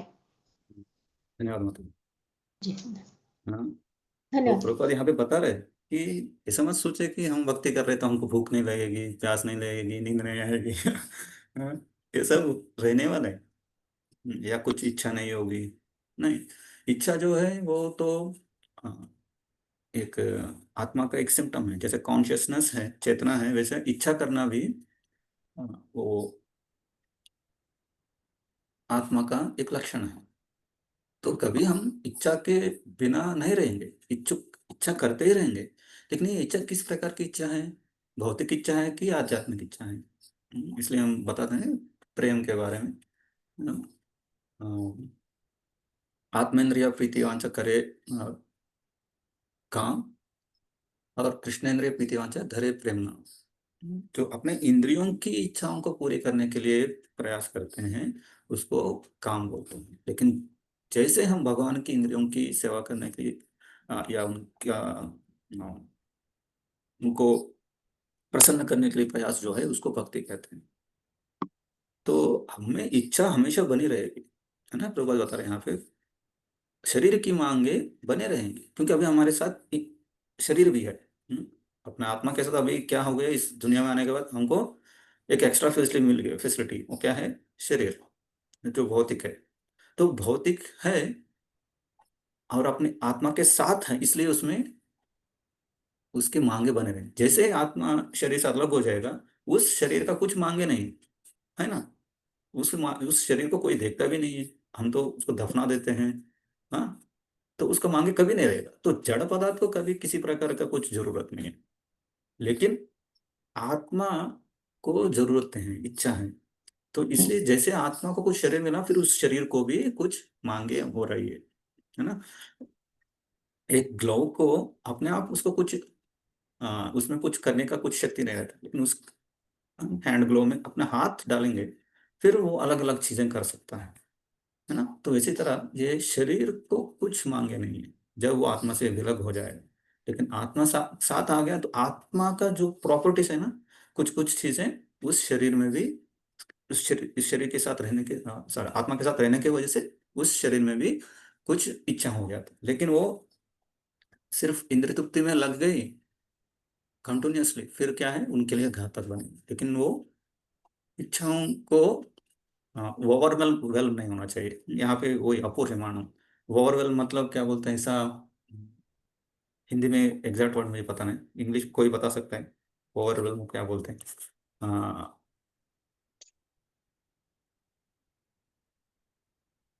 ठीक है। हाँ, जैसे कि यहाँ पे समंदर में जितना भी पानी आया ना, लेकिन वो कभी उसमें कभी बाढ़ नहीं बनती। जैसे कभी हम सुन रहे हैं कि बहुत जगह, अलग अलग जगह पे बारिश बहुत अच्छी तरह से हो रहा है, उस वो पानी की वजह से बाढ़ कहाँ पे आ रहा है? नदी में आ रहा है ना। और ये सारी नदियां समंदर में जा रहे हैं, लेकिन कहीं पे ऐसे हेडलाइन नहीं आया कि समंदर में बाढ़ आ गई और वो आगे आ गया। ऐसा कभी नहीं हो रहा है। तो भगवान ऐसा सुंदर उदाहरण देते हैं हमको जो हम समझ सकते हैं, जो प्रकृति में है। प्रकृति एक्चुअली अपना वैदिक संस्कृति भी ऐसा है, जो भी सिखाना है ना वो प्रकृति से समझाते हैं। कितने सारे हम एग्जाम्पल्स देखे अभी तक। बाद में मैं पूछूंगा नेक्स्ट वीक में, हाँ, रिविजन में, कि हमने क्या क्या एग्जाम्पल्स इसमें, क्योंकि वो एनालॉजिस में भी है आपको शायद। हाँ, ठीक है। तो इस तरह से एक समंदर जैसा एक शतप्रज्ञ व्यक्ति रहता है, लेकिन दूसरे लोग, वो क्या करता है, शांति कभी नहीं रहेगा। क्योंकि नदी में बाढ़ आए तो फिर नदी खुद खुद को कंट्रोल नहीं करेगा, सीमा पार करेगी वो। हाँ, वैसा वो क्या करेगा, पहले धर्म का पालन करता रहेगा शायद अपनी इंद्रिय तृप्ति करने के लिए। फिर बाद में जब इच्छा इतना बढ़ जाएगी, अभी देखिए इतना सारे रिश्वत होता है, इतने सारे दूसरे नंबर का काम किस लिए हो रहा है, क्योंकि अपनी इच्छाओं को कंट्रोल नहीं कर पा रहा है वो। एक के बाद एक वो इतना सारा इच्छा आ रहा है, इतने सारे इच्छा हो रहे आ रही है इतने जीवन में। इसलिए वो क्या करेगा, उससे उनके जीवन में बाढ़ बाढ़ हो रहा है। उसको कंट्रोल नहीं कर पा रहे, इसलिए वो इतने सारे गलत काम कर बैठता है व्यक्ति। ठीक है, नेक्स्ट।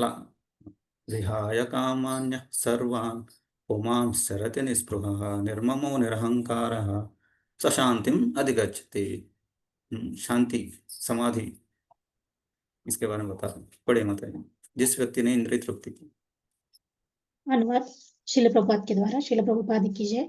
जिस व्यक्ति ने इंद्रिय तृप्ति की समस्त इच्छाओं को परित्याग कर दिया है, जो इच्छाओं से रहित रहता है और जिसने सारी ममता त्याग दी है तथा अहंकार से रहित है, वही वास्तविक शांति को प्राप्त कर सकता है। यहाँ पे भी क्या बता रहे हैं, इच्छा, किस इच्छाओं को, इंद्रिय तृप्ति इच्छा, भौतिक तृप्ति के इच्छाओं को त्याग किया है, ना कि आध्यात्मिक। क्योंकि मैं भगवान की अच्छा सेवा करूं, उस इच्छा को त्याग नहीं करना चाहिए कि मैं रोज जितना हो सके उतना मंदिर में जाऊं, सेवा करूं, मंगलारती अटेंड करूं या माला बढ़ाऊं।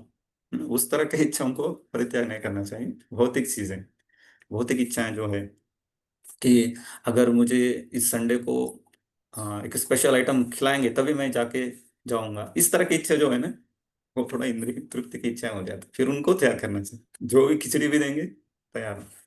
कभी कभी हो सकता है कुक नहीं है, नहीं तो बहुत सारे रीजन, अलग अलग रीजन, जो किचन में रहते हैं उनको पता रहेगा, माताओं को तो अच्छे तरह से पता रहेगा, कुछ प्लान करके जाएंगे, लेकिन कुछ भी हो सकता है, गैस खत्म हो गया है, अलग अलग।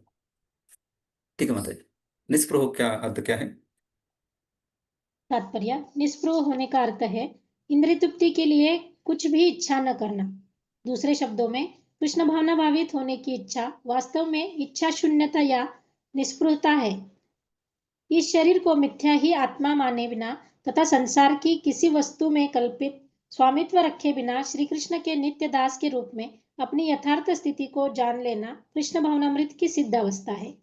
जो इस सिद्ध अवस्था में स्थित है, वह जानता है कि श्री कृष्ण ही प्रत्येक वस्तु के स्वामी हैं, अतः प्रत्येक वस्तु का उपयोग उनकी तुष्टि के लिए किया जाना चाहिए। अर्जुन आत्मतुष्टि के लिए युद्ध नहीं करना चाहता था, किंतु जब वह पूर्ण रूप से कृष्ण भावना भावित हो गया तो उसने युद्ध किया, क्योंकि कृष्ण चाहते थे कि वह युद्ध करे। उसे अपने लिए युद्ध करने की कोई इच्छा न थी, किंतु वही अर्जुन कृष्ण के लिए अपनी शक्ति भर लड़ा। वास्तविक इच्छा शून्यता कृष्ण तुष्टि के लिए इच्छा है। यह इच्छाओं को नष्ट करने का कोई कृत्रिम प्रयास नहीं है। जीव कभी भी बस इच्छा यहाँ पे रुको। तो वही जी जो जी मैंने बताया था पॉइंट कि आत्मेंद्रिय इच्छा, वो काम बोलते हैं, वो प्रभुपाद जी यहाँ पे कोट कर रहे हैं। तो यहाँ पे बता रहे हैं कि उसके पहले वाला कंटिन्यूएशन बता रहे हैं कि क्योंकि अपने जीवन में तो बहुत सारे ऐसा टेम्पटेशंस आएंगे एक्चुअली।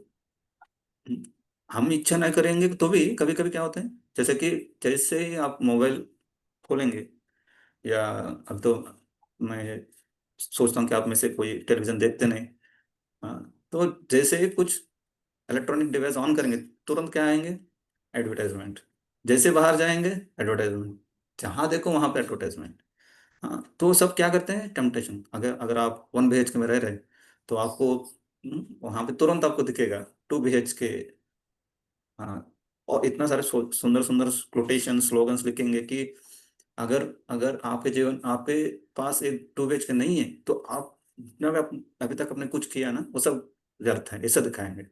हाँ, अगर ये ड्रिंक नहीं पियेंगे, अगर ये वस्त्र नहीं पहनेंगे, या ऐसा गाड़ी में घूमेंगे नहीं, इस तरह से इतने सारे बम्बार्डमेंट्स होते हैं ना, अटैक अटैक हो रहा है अपने ऊपर, अपनी चेतना के ऊपर। हाँ, अगर हम एक समंदर जैसे नहीं है, तो क्या होगा, एक नदी जैसे है, तो फिर अपने जीवन में बाढ़ आ जाएगा। पति पत्नी से, या पत्नी पति से, फिर कैसे ये सब करें। फिर पहले प्रभु जी जॉब करेंगे, फिर प्रभु जी डबल जॉब करेंगे या ड्यूटी पे दूसरा कुछ स्टार्ट करेंगे, सुबह काम करेंगे, फिर बाद में कुछ शेयर मार्केट में थोड़ा हाथ डाल देंगे या किसी बिजनेस में थोड़ा सा कर लेंगे, फिर बाद में सोचेगा कि नहीं थोड़ा पत्नी को भी लगा देते हैं, वो भी पढ़ी लिखी है, घर पे क्या कर, सुबह कुकिंग हो गया तो फिर और क्या है, फिर उनको भी लगाएंगे, फिर उनका भी डबल ड्यूटी। ऐसा क्या होता है, इसका अंत नहीं है। वो पैसा आएंगे, खर्चा भी होंगे, एक इच्छा पूरी होता फिर दूसरा नया नया। तो इस तरह से वो कभी तुष्ट नहीं हो सकता है। इसलिए कृष्ण भावना भावित होगा व्यक्ति, फिर वो समझेगा कि मैं तो शरीर हूं नहीं, तो इतना सारा क्यों चाहिए मुझे। एक सिंपल धोती कुर्ता पहनिए, एक सिंपल साड़ी पहनिए, बस इससे दो जो अपना शरीर निर्वाह के लिए जो लगता है उतना करेंगे, तो फिर हमको इतना मेहनत करने की जरूरत नहीं। इसलिए प्रभुपाद जी बोलते थे simple living and high thinking. Prabhupada हमेशा बोलते थे, बहुत बार बोलते थे, जब तक हम सिंपल लिविंग करेंगे नहीं तो अपने पास समय किधर है। आज पता नहीं आप में से कितने लोग सिटीज में रहते हैं। नोएडा तो सिटी है, दिल्ली सिटी सिटी है, मुंबई पुणे, लोगों को समय किधर है। यहाँ से ट्रैवल करो 20-25, पहले 20-25 किलोमीटर मतलब 1 घंटे में, आधा घंटे में जा सकते थे। अभी इतना ट्रैफिक आपको 2-2 घंटा पहले निकलना पड़ता है और 2-2, 3-3 घंटा लेट वापस आना पड़ता है। तो जीवन का जो मैक्सिमम टाइम जो है हम सिंपल चीजों में सिर्फ शरीर निर्वहन के लिए जा रहे हैं, तो भक्ति के लिए समय कहाँ बचा है। हाँ, एक हाथ से जब करो, एक हाथ से ड्राइव करो नहीं तो मुंबई के लोकल में खड़े रहो, एक हाथ से पकड़ो, एक हाथ से जब करो। तो फिर किस तरह से अपना चेतना ठीक से बनी रहेगी, स्थित प्रयत्न कैसे बनेंगे जब तक हम अपने इंद्रिय तृप्ति का चीजों को कम नहीं करेंगे या अपना लाइफ सिंपल नहीं बनाएंगे।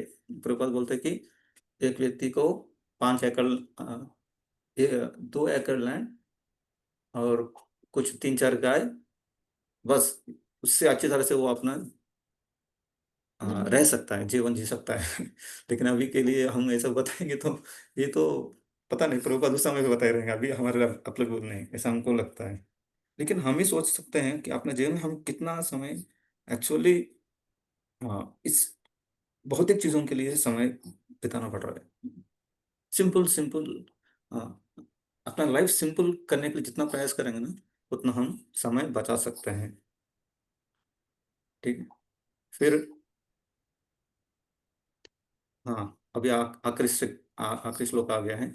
तो इसके पहले भी बताया कि वो समाधम शांतिम अधिगच्छति, वो शांति को प्राप्त कर सकते हैं। जो अपूर्यमान, जो समुद्र जैसे इतने सारे टेम्पटेशंस को टॉलरेट कर सकता है या उसके ऊपर ध्यान नहीं दे सकता है, तब वो व्यक्ति शांति कैसे रह सकते हैं। ऐसा भ्रामी स्थिति पार्था नैनाम प्राप्य विमुह्यति स्थित्वा श्याम अंतकाले भी ब्रह्म निर्वाण मृच्छति। पढ़िए मत इसका अनुभव। अनुवाद श्रील प्रभुपाद के द्वारा। श्रील प्रभुपाद की जय। यह आध्यात्मिक तथा ईश्वरीय जीवन का पथ है जिसे प्राप्त करके मनुष्य मोहित नहीं होता। यदि कोई जीवन के अंतिम समय में भी इस तरह स्थित हो तो वह भगवत धाम में प्रवेश कर सकता है। भगवत धाम में कब प्रवेश कर सकते हैं? अंत अंतिम समय पे। हम साल भर स्टूडेंट जाता है स्कूल में, बहुत अच्छा पढ़ाई किया, लेकिन एग्जाम के समय अगर परफॉर्म नहीं किया तो क्या होगा? ऑफ कोर्स कृष्ण इतना खूंखार नहीं है, वो दयावान, इसलिए वो क्या करते हैं, एक और अपॉर्चुनिटी देंगे।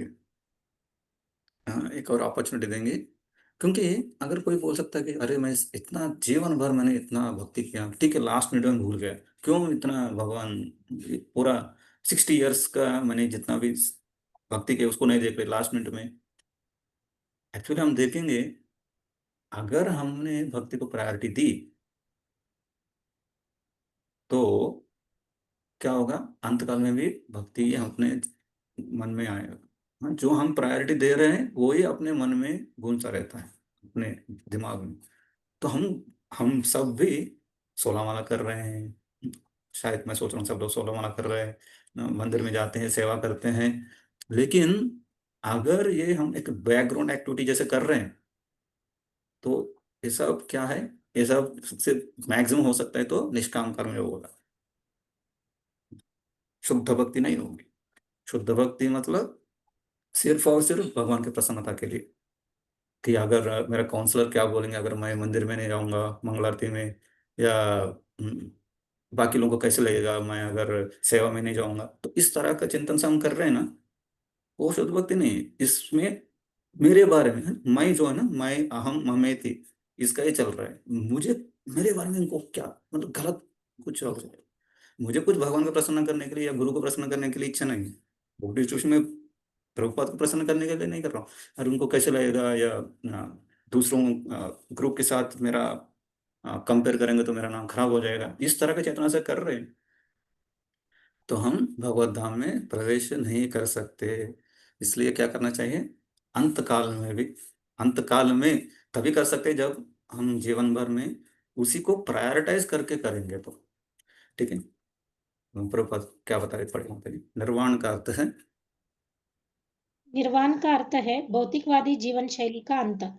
बौद्ध दर्शन के अनुसार इस भौतिक जीवन के पूरा होने पर केवल शून्य शेष रहता है, किंतु भगवद गीता की शिक्षा इससे भिन्न है। वास्तविक जीवन का शुभारंभ इससे भौतिक जीवन के पूरा होने पर होता है। स्थूल भौतिकवादी के लिए यह जानना पर्याप्त होगा कि इस भौतिक जीवन का अंत निश्चित है, किंतु आध्यात्मिक दृष्टि से उन्नत व्यक्तियों के लिए इस जीवन के बाद अन्य जीवन प्रारंभ होता है।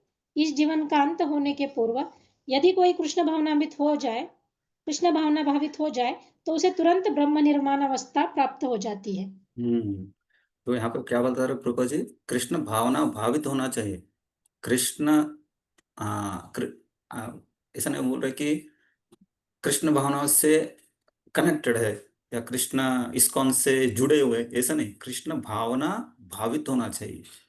हाँ, तभी क्या होगा, अंत काल में भी हम भक्त बने रहेंगे, अंत काल में हम भगवान की स्मरण कर सकते हैं। जैसे भगवान आगे भी बताएंगे, या यथा माम प्रपद्यन्ते, जैसे हम भगवान को प्रायोरिटी देंगे, अगर भगवान को बैकग्राउंड में रख के कर रहे हैं तो भगवान हमको भी बैकग्राउंड में रख के करने देंगे, और दूसरा जीवन तो मिलेगा ही। यहाँ पे दूसरा जीवन जो है भगवत धाम है, भगवान के धाम में अपना जीवन शुरू होगी।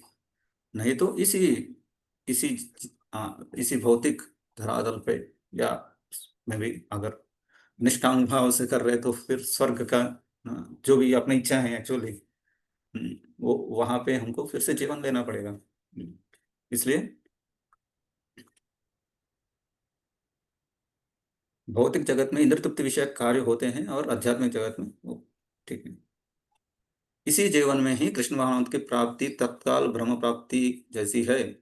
और जो कृष्ण भावनामृत में स्थित होता है वह निश्चित रूप से पहले ही भगवत धाम में प्रवेश कर चुका है। तो ऑलरेडी अगर हम इसी जीवन में ये कर रहे हैं, भगवान की चिंतन कर, भगवान की सेवा कर रहे हैं, तो ऑलरेडी हम भगवत धाम में हैं। तो इसलिए प्रभुपाद को एक बार एक शायद एक ये न्यूज़ रिपोर्टर ने पूछा, प्रभुपाद जी आप जब कर रहे हैं फिर बाद में क्या है, आप इस दुनिया को छोड़ने के बाद क्या करने वाले? प्रभुपाद ने बोला कि और जब करेंगे। तो अपना भक्ति का process, bhakti is the means and bhakti is the end also, goal, sorry there is no end, this is a goal. तो और जब करेंगे, हाँ, तो वो जब अलग अलग प्रकार से हो सकता है। कभी प्रभुपाद जी ने बताया कि जब वृंदावन में मंदिर की कंस्ट्रक्शन हो रही थी तो उस एक भक्त को, एक सन्यासी थे, तो प्रभुपाद ने क्या सेवा दिया, सीमेंट पैक्स का सेवा, सीमेंट प्रोक्योर करना, क्योंकि उस समय पे इमरजेंसी पीरियड थी, तो उस समय पे सीमेंट मिलना बहुत मुश्किल था। तो बहुत मुश्किल से, बहुत कठिनाई से सीमेंट मिलता था, और वो आने के बाद उसमें उसको बहुत संभाल के रखना पड़ता क्योंकि चोरी हो जाती थी। अभी सोना जैसा है वैसा सीमेंट की उस टाइम पे परिस्थिति थी। तो प्रभुपाद जी क्या सेवा दिया उनको, दिल्ली से सीमेंट मंगवा कर उसके उतार के लेना और उसको स्टोर में रखना, और एक एक बैग को गिन के लेकर रखना। तो वो सन्यासी जो प्रभुपाद के शिष्य थे, उनका दिन भर ये वही काम था, सीमेंट बैग लेके आना, रखना और उसको अ, संभाल के रखना, तो काउंट लेना। तो आपका स्क्रीन ब्लैक आ रहा है, मेरा आपको स्क्रीन नहीं दिख रहा है भगवत गीता का? ये मैं जो शेयर कर रहा हूँ। दिख रहा है प्रभु जी। आप अच्छा, नहीं दिख रहे हो प्रभु जी, इसलिए नहीं, उन्होंने नहीं, बोला होगा, आप दिख रहे हो ना। कुछ प्रॉब्लम मैं ही देखो नहीं, भगवत गीता दिख रहे हैं, क्योंकि मैं दूसरे जी सिस्टम में बैठा हूँ जिसका से अभी सेटिंग्स मुझे पता नहीं, उसमें समय चला जाएगा, इसलिए मैं छोड़ दिया।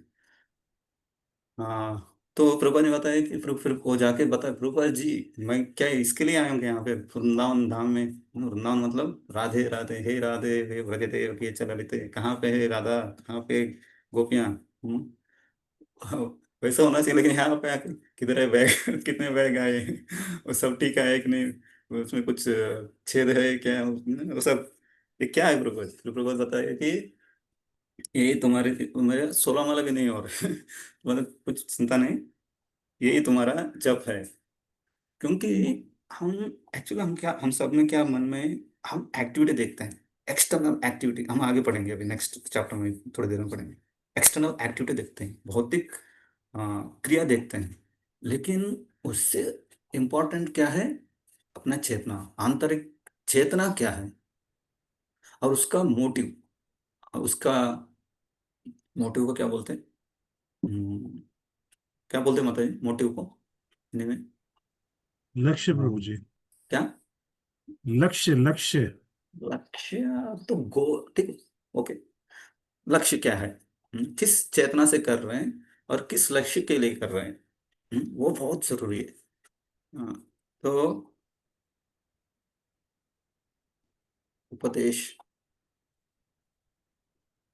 ठीक, हाँ, वो बहुत जरूरी है, स्पेशली इसलिए कृष्ण भावना भावित, कृष्ण संस्था नहीं रखा प्रभु ने, कृष्ण भावना, भावना मन और हृदय में क्या चल रहा है वो भी बहुत जरूरी है।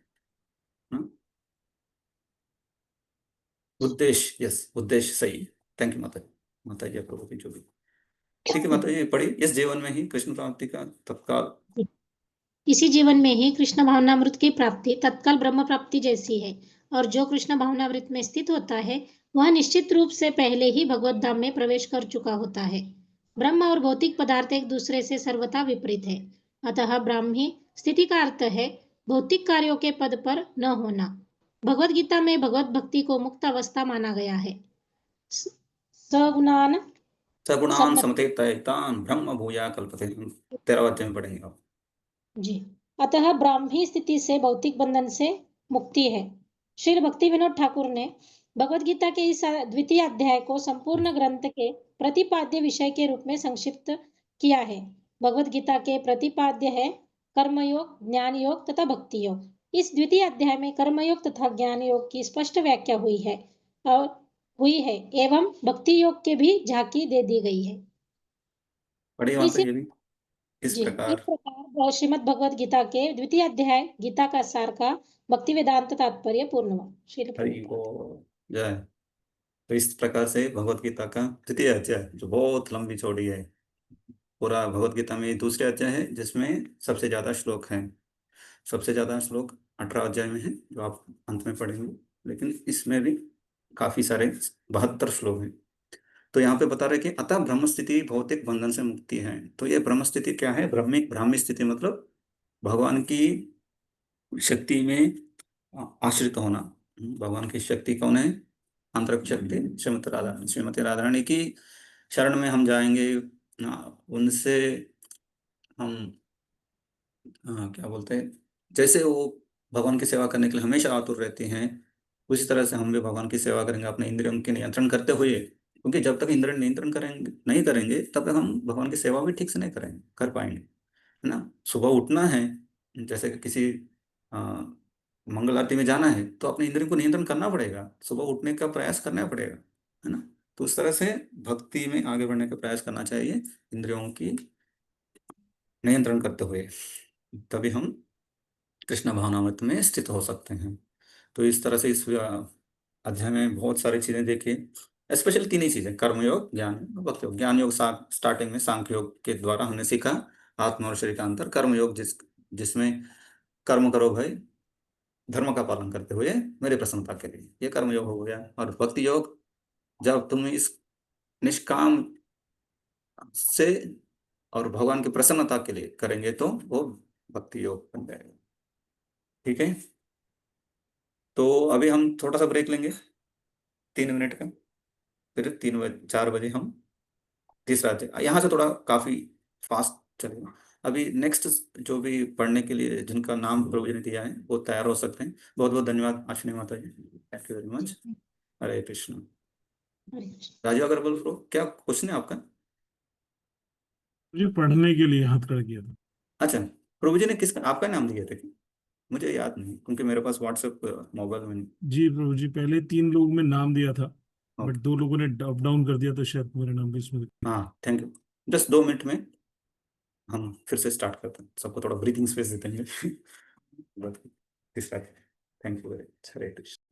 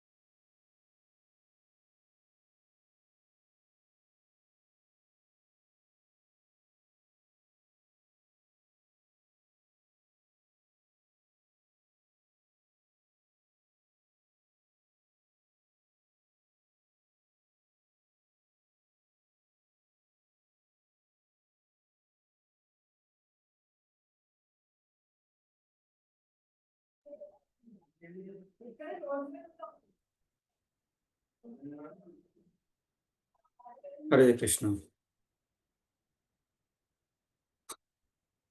तो आज श्रीधाम पंढरपुर प्रभु है कि नहीं, नहीं है प्रभु जी, राजू प्रभु? जी आज नहीं दिख रहे हैं वो। नहीं देखा है। बस मुझे पूछना था कि क्या हम तीसरा अध्याय शुरू करें या दूसरा अध्याय के ऊपर कुछ प्रश्न है या ऐसा कुछ है तो वो चेक करें। जी राकेश प्रभु हैं शायद, उनसे कुछ उनकी कुछ बात। हाँ, एक्चुअल दूसरा कोऑर्डिनेटर राकेश प्रभु। राकेश प्रभु आप कुछ, राकेश प्रभु नहीं लिख रहे हैं। हाँ है।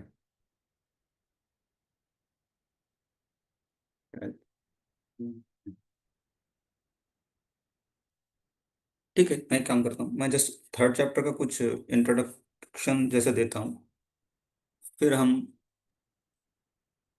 डिस्कस कर सकते हैं अगर किसी को कुछ एक्चुअली मैं भी पूछ लेता हूँ किसी कुछ हाँ प्रश्न है क्या, हाथ उठा सकते हैं किसी कुछ प्रश्न है तो दूसरे अध्याय में अगर एटलीस्ट 10-12 भक्तों का कुछ प्रश्न वगैरह है तो हम वो देख लेते हैं, क्योंकि दूसरा अध्याय काफी बड़ा है तो अभी कर लेंगे तो अच्छा है। या जल्दी से जल्दी हम भूलने से पहले सत्य है। राइट प्रभु जी, पहले क्वेश्चन आंसर्स कर लेते हैं। किसी को कुछ प्रश्न वगैरह है तो हम ले सकते हैं, नहीं तो हम तीसरा अध्याय। सब लोग वाप आए नहीं लगता है वो ब्रेक के बाद, कोई रेस्पॉन्ड। हरे कृष्ण हरे कृष्ण। यस पारुल माता जी, एक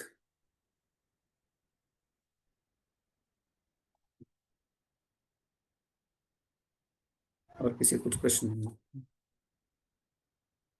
प्रश्न अभी नहीं आएंगे, जब आप एग्जाम के लिए बैठेंगे ना तब बहुत सारे डाउट्स आएंगे।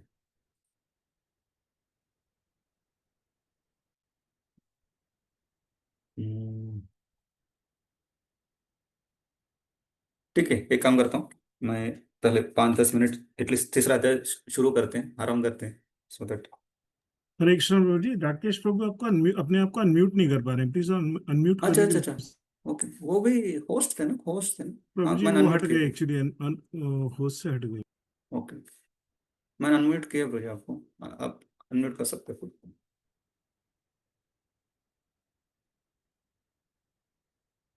वो नहीं कर रहे थे। अभी कॉल आया था प्रभु जी उनको। अच्छा अच्छा, मैंने 2-3 बार अनम्यूट, आस्क टू अनम्यूट दबा रहा हूँ 2-3 बार।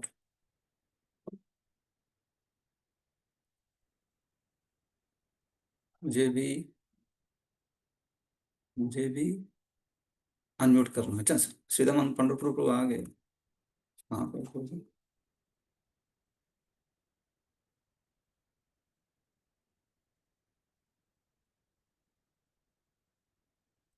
यस ब्रो, अनम्यूट कर सकते हैं। हरे कृष्णा प्रभु जी, दंडवत। हाँ धन्यवाद प्रभु, बोलिए प्रभु। अभी प्रभु जी तीसरा लेंगे। फिर बाद में लास्ट में अगर किसी का क्वेश्चन रहेगा तो उस पर चर्चा कर लेंगे। चलो ठीक है, वही मैं बता रहा हूँ कि थोड़ा सा इंट्रोडक्शन दूंगा तीसरा अध्याय में क्या हाँ, सेक्शन है इंट्रोडक्शन वगैरह, तीसरा। और उसके जी बाद हम प्रश्न लेते हैं। जी। अध्याय 3।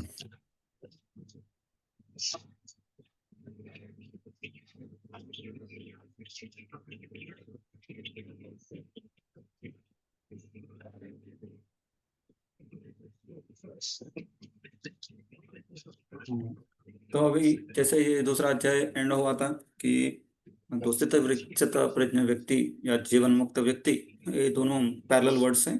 जीवन मुक्त भी यूज कर सकते हैं स्थित प्रज्ञ व्यक्ति का। तो बेसिकली इसमें क्या हो रहा है, इस व्यक्ति में अंतःकरण आज जो है वो कितना शुद्धि हो रहा लेवल कर है। लिया अभी तक? कर्मयोग करने के द्वारा अच्छा, कितना और हुआ? निष्काम कर्म योग करने के द्वारा, एक सुबह में हुआ था ना। निष्काम कर्म योग के द्वारा क्या हो रहा है, एक्चुअली उनका अंतःकरण जो है शुद्धि हो रहा है। हम्म। तो अंतःकरण शुद्धि होने के बाद उस व्यक्ति क्या है, वो ब्रह्म में स्थित होगा। हम्म। तो उस तरह व्यक्ति कभी भी मोहित नहीं हो सकता है चीजों से। स्थित होना मतलब वही ना, मोहित नहीं हो रहा है, मतलब विचलित हो नहीं रहा है। और कभी भी फिर से संसार में आने की जरूरत नहीं। तो बेसिकली निष्काम कर्मयोग करने के द्वारा अ, अगर इस व्यक्ति को भक्तों की संगति में मिली और ये ज्ञान योग की प्रयास की या अपने इंद्रियों को कंट्रोल करके सब, फिर ये क्या होगा, ये ब्रह्मन रियलाइजेशन को प्राप्त मिलता है। क्योंकि आपके श्लोक में लास्ट क्या है, समाधि अधिगच्छति। तो बेसिकली इस व्यक्ति का इस तरह का निष्काम कर्म करने से या स्थित प्रज्ञ व्यक्ति का क्या होता है, दो चीजें। एक क्या है, वो फिर से मोहग्रस्त नहीं होगा, और दूसरा उनको मुक्ति मिलेगी। इस तरह का मुक्ति है, हम सब जानते हैं कि राजीव प्रो कितने प्रकार की मुक्ति है, जानते ना? राजीव प्रो कहाँ चला गया? कोई जानते हैं कितने प्रकार का मुक्ति है? हरे कृष्ण प्रभु जी, नहीं क्लियर कर पाऊंगा हाँ बताइए कोई। मुझे, नहीं राजीव प्रो, डिटेल में आइडिया नहीं प्रभु जी। अच्छा अच्छा ठीक, आशंकर को बताइए तो, कितने हरे प्रकार का मुक्ति? हरे Yes. कृष्णा प्रभु जी, 5 प्रकार की मुक्ति है। एक साइज जो है, एक सालोक्य है, हम्म। एक सामीप्य है, और एक सारूप्य है, और एक शास्त्री। और एक साष्टी। Very good, thank you Prabhu. Okay, मैं कुछ और कुछ तो इसमें ये पांचों मुक्ति में भक्त कुछ क्या इन सारे मुक्ति को स्वीकार करते हैं क्या? कोई बताएंगे? 5 प्रकार की मुक्ति बताएं।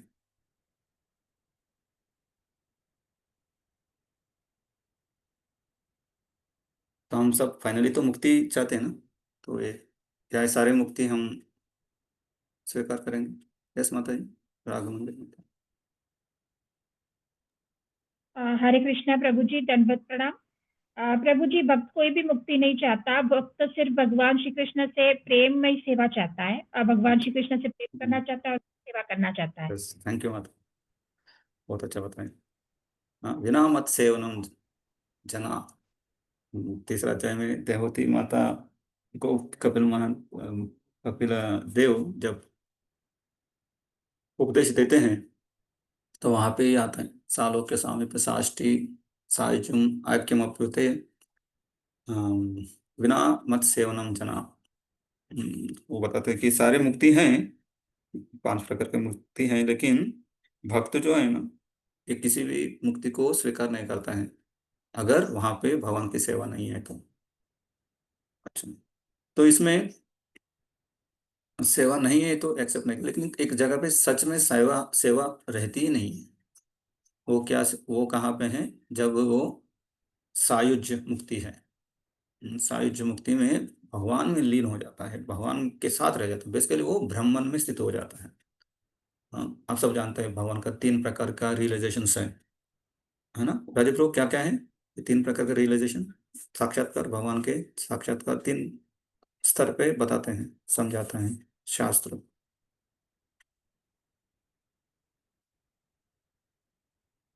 बताइए राजीव प्रभु। ठीक है, Ashwini. Not able to understand, क्योंकि आप अनम्यूट नहीं कर पा रहे हैं, आपको पता नहीं, और किसी ने हाथ उठाए फिर। ठीक, मुझे आइडिया नहीं है। हाँ आइडिया, पौरुल माता जी बताइए, माता जी, पौरुल माता जी। प्रभु जी, यही है कि ब्रह्म, परमात्मा और भगवान। Very good, thank you. तो भगवान रिले साक्षात्कार मतलब जब हम भगवान को नराकृति रूप में, द्विभुज रूप में हम जब एक्सेप्ट करते हैं, वो है भगवान कृष्ण। कृष्ण जो है वही सबसे हाईएस्ट रियलाइजेशन है, सबसे उत्तम श्रेणी के जो साक्षात्कार है, वो है भगवान रियलाइजेशन, जिसमें हम भगवान कृष्ण को द्विभुज रूप में जब हम उनकी आराधना करते हैं, उनकी सेवा करते हैं, और परमात्मा रूप में जो सर्वव्यापी अंतर्यामी के रूप में जो है चतुर्भुज रूप में, वो परमात्मा साक्षात्कार है। और तीसरा है ब्रह्मन, जिसमें भगवान की शक्ति सब जगह पे फैला हुआ है।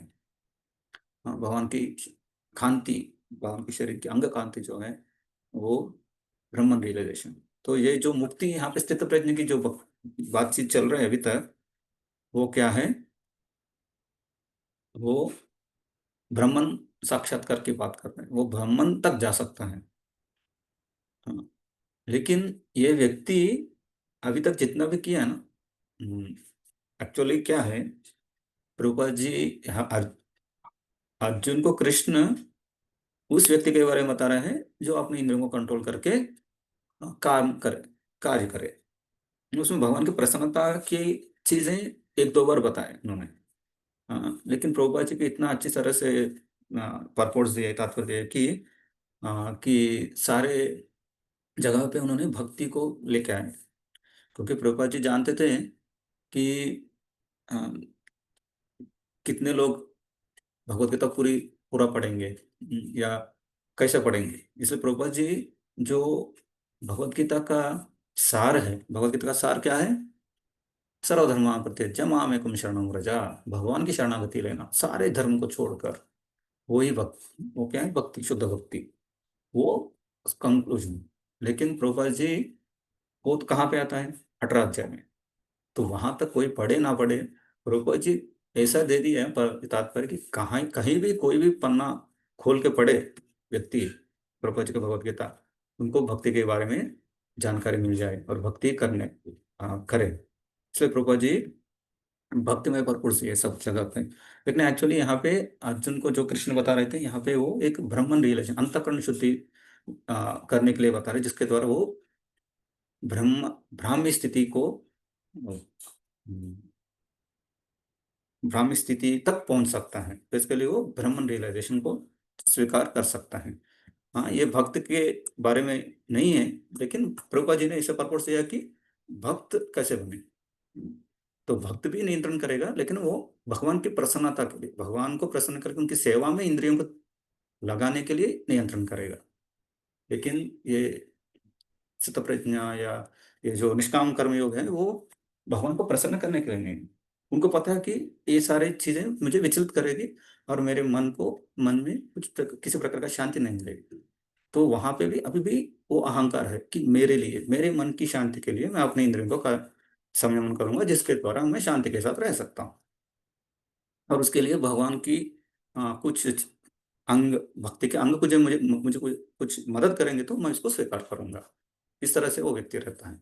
क्योंकि इसके पहले ये बताया कि किसी भी योग, किसी भी चीज बिना भगवान से कनेक्शन, बिना भगवान से कनेक्ट हुए वो सक्सेसफुल नहीं हो सकती। इसलिए उस व्यक्ति के लिए भी थोड़ा भगवान की भक्ति करनी चाहिए। मतलब वो व्यक्ति भी मंदिर में आएगा, जब भी करेगा, लेकिन भगवान को प्रसन्न करने के लिए, अपने मन की शांति रखने के लिए, उस तरह से। तो एक बार प्रभुपाद जी को एक व्यक्ति ने पूछा था कि प्रभुपाद जी आप क्या हर परपोर्ट में भक्ति भक्ति करके दे दिए, जहाँ पे योग के बारे में बताया, जहाँ पे अम, इंद्रिय नियंत्रण के बारे में बताया, सांख्य योगी, ये सारे अलग अलग चीजें बताए, लेकिन आप तो हर जगह पे भगवान की भक्ति करना है, कृष्ण भावनाभावित बनना चाहिए, ये सब बता रहे। तो प्रभुपाद जी ने बताया कि अभी मैं क्या कर सकता हूँ। इसके पहले जितने भी कमेंटेटर्स थे, उन सब ने क्या किया, जहां जहां भगवान को रखना चाहिए वहां से भगवान को उड़ा दिया। मायावादी लोग इतने सारे अ, तात्पर्य दिए, इतने सारे कमेंट्स लेके, बहुत सारे, और बड़े बड़े लोग थे, इन्फ्लुएंशियल लोग थे। तो अभी मुझे ऐसा करना पड़ा कि सब जगह पे मुझे भगवान को स्थापित करना पड़ रहा है। तो इसलिए मैं हर परपोर्ट को भक्ति, इसलिए प्रभुपाद जी का क्या है, भक्ति वेदांत परपोर्ट्स, वेदांत परपोर्ट्स नहीं, भक्ति वेदांत परपोर्ट्स। हाँ, हर जगह पे भक्ति ही मिलेगा। तो बेसिकली यहाँ पे इस दूसरा अध्याय में कृष्ण अर्जुन को उस स्थिति पे लेके गए कि तुम निष्काम कर्म योग करके, अंतःकरण शुद्धि करके तुम बुद्धि योग में स्थित रहो, ऐसा बता रहे थे। तो अभी अर्जुन को, हाँ, तो कर अभी तीसरा अध्याय है, इसका नाम है कर्मयोग। इस योग, इस अध्याय में 4 सेक्शन हैं। पहले से 1 to 9 एक सेक्शन समझ सकते हैं, जिसमें कर्मयोग और ज्ञान योग की अंतर बताते हैं भगवान। क्योंकि अर्जुन पूछते, फर्स्ट क्वेश्चन आप देख सकते हैं स्क्रीन पे, अर्जुन उवाच जायसी चेत कर्मणस्ते मत्ता मता बुद्धिर जनार्दना तत्किम कर्मणि घोरे माम नियोजयसी शेषवा। एक प्रश्न पूछते हैं फिर से। अभी सेकंड चैप्टर में कृष्ण एक्चुअली सब बता दिए।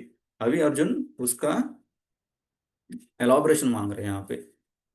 जैसे कि क्लास होता है, फिर क्लास में होने के बाद लास्ट में पूछते हैं ना कुछ क्वेश्चन है क्या, तो इस तरह से क्लास हो गया, भगवत गीता बोल दिए भगवान ने। लेकिन अभी अर्जुन को ये क्वेश्चन एंड आंसर टाइम दिया है, वो जो आगे 18 अध्याय तक चलेगा।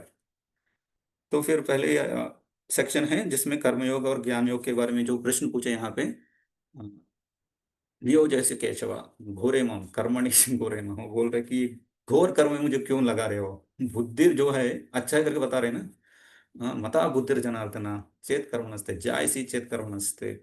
बुद्धियोग के बारे में बताए, फाइनली तुम आप ये निष्काम कर्म के द्वारा बुद्धि में स्थिर रहो, बुद्धि को ऐसा रखो वैसा करो।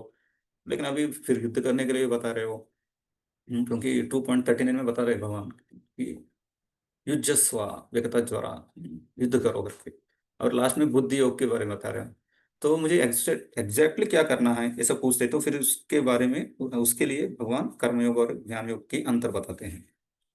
फिर बाद में भगवान एक चीज बताते हैं कि अगर तुम एक कर्मयोग भी कर नहीं पा रहे हो तो फिर तुमको तो कर्मकांड तो करना पड़ेगा। तो यहाँ पे 3-4 टर्म्स हैं, आप थोड़ा याद रखने का प्रयास कर सकते हैं। कर्मकांड, कर्मयोग और ज्ञान योगा। ज्ञान भक्ति योग तो इसके ऊपर ही है। भक्ति योग के छोड़कर ये 3 लेवल्स में है। कर्मकांड में जो व्यक्ति धर्म का पालन करते, मतलब धर्म मतलब शास्त्रों का पालन करते हुए अपने इंद्रिय तृप्ति करता है, वो है कर्मकांड। जो हम देखते हैं बहुत सारे लोग अलग अलग यज्ञ करते हैं, व्रत करते हैं, इंद्र आदि देवताओं का उपासना करते हैं और अपने जो भी इंद्रिय तृप्ति करता है, ये सही है, कुछ गलत नहीं है। लेकिन इसमें व्यक्ति क्या मुक्ति प्राप्त कर सकता है? नहीं। इसी संसार में रहेगा, इस जीवन के बाद दूसरा जीवन, उसके बाद दूसरा, ऐसा इसी संसार के चक्र में रहेगा। मैक्स में जाए तो स्वर्ग में जा सकता है, और पाप कर रहे तो नीचे जाएगा। बेसिकली इसी दुनिया में सुख और शांति के साथ उनके टर्म्स में रह सकता है। यह है कर्मकांडी व्यक्ति। इसके ऊपर है कर्मयोग, जिसमें धर्म के द्वारा भगवान को भी पिक्चर में लाते हैं। विष्णु के पास जाते हैं, बालाजी में भी जाते हैं, या अपने मंदिर में आते हैं बहुत सारे लोग। आकर वहां पे क्या पूछेंगे? हे भगवान, मेरे ये सारे लिस्ट हैं, इसकी पूरी करो।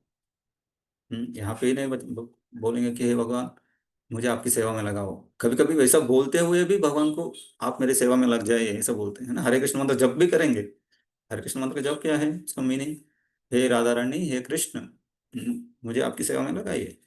लेकिन वो जब करते हुए ही मैं आपके जब कर रहा हूँ, मुझे अच्छा मार्क्स मिले, या मुझे अच्छा पत्नी मिले, पति मिले, जॉब मिले, तो वहां पे बोलते हैं कि आप मुझे आपकी सेवा में लगाओ, लेकिन हम उल्टा भगवान को अपनी सेवा में लगाने के लिए प्रयास करते हैं। तो ये क्या है? कर्मयोग है, जो सकाम कर्मयोग है, जिसमें अपनी इच्छाओं को पूरी करने के लिए भगवान कृष्ण के पास ही आते हैं। इसके पहले कृष्ण पिक्चर में नहीं। जो भी मुझे अच्छा स्वास्थ्य चाहिए तो मैं किसके पास जाऊंगा? सूर्य के पास जाऊंगा। या मेरे खेती में बारिश नहीं हो रही है, पानी नहीं है, तो मैं किसके पास जाऊंगा? इंद्र की पूजा करूंगा। इस तरह से वो अलग अलग डिपार्टमेंट्स के पास जाएंगे। हम तीसरा अध्याय में पढ़ेंगे ये सब। तो इस तरह से कर्मयोग में क्या होता है? हम भगवान के पिक्चर में लाते हैं, लेकिन अपनी इंद्रियों को, तो तब वो क्या होता है? वो सकाम कर्मयोग होता है। लेकिन कुछ व्यक्ति रहेंगे जो धर्मों का पालन करते हैं, भगवान के पास आते हैं, लेकिन किसी प्रकार का फल की आशा नहीं करते हैं। इसको बोलते हैं निष्काम कर्म। इसको बोलते हैं निष्काम कर्म। फिर भक्ति क्या होता है, या उसके ऊपर है ज्ञान योग।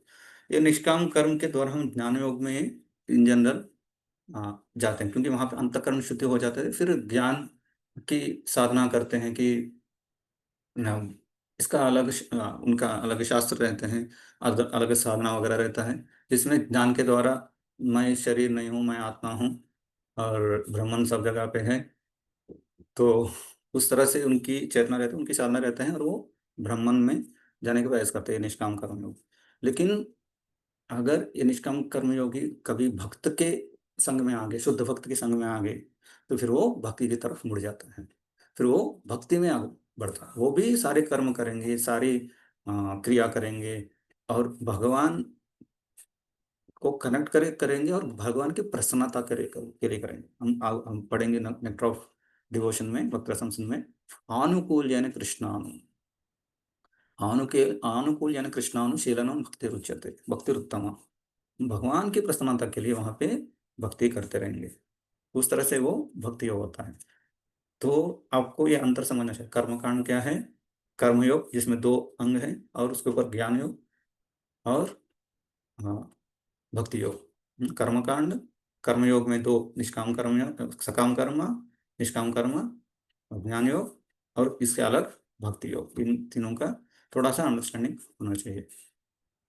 ठीक है। तो फिर अभी यहाँ पे ये तीसरा अध्याय में भगवान पहला सेक्शन में कर्मयोग और कर्म ज्ञान योग के बारे में मंत्र बताते हैं, और फिर ये बताते हैं अगर तुम कर्मयोग भी कर नहीं पा रहे हो, तो एटलीस्ट कर्मकांड तो करना चाहिए।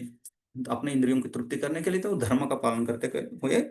बेसिकली यहाँ पे क्या कर रहे हैं इस अध्याय में, भगवान उनको युद्ध करने के लिए बता रहे हैं, जो सक्रिय है। ज्ञान योग निष्क्रिय है। तो इसलिए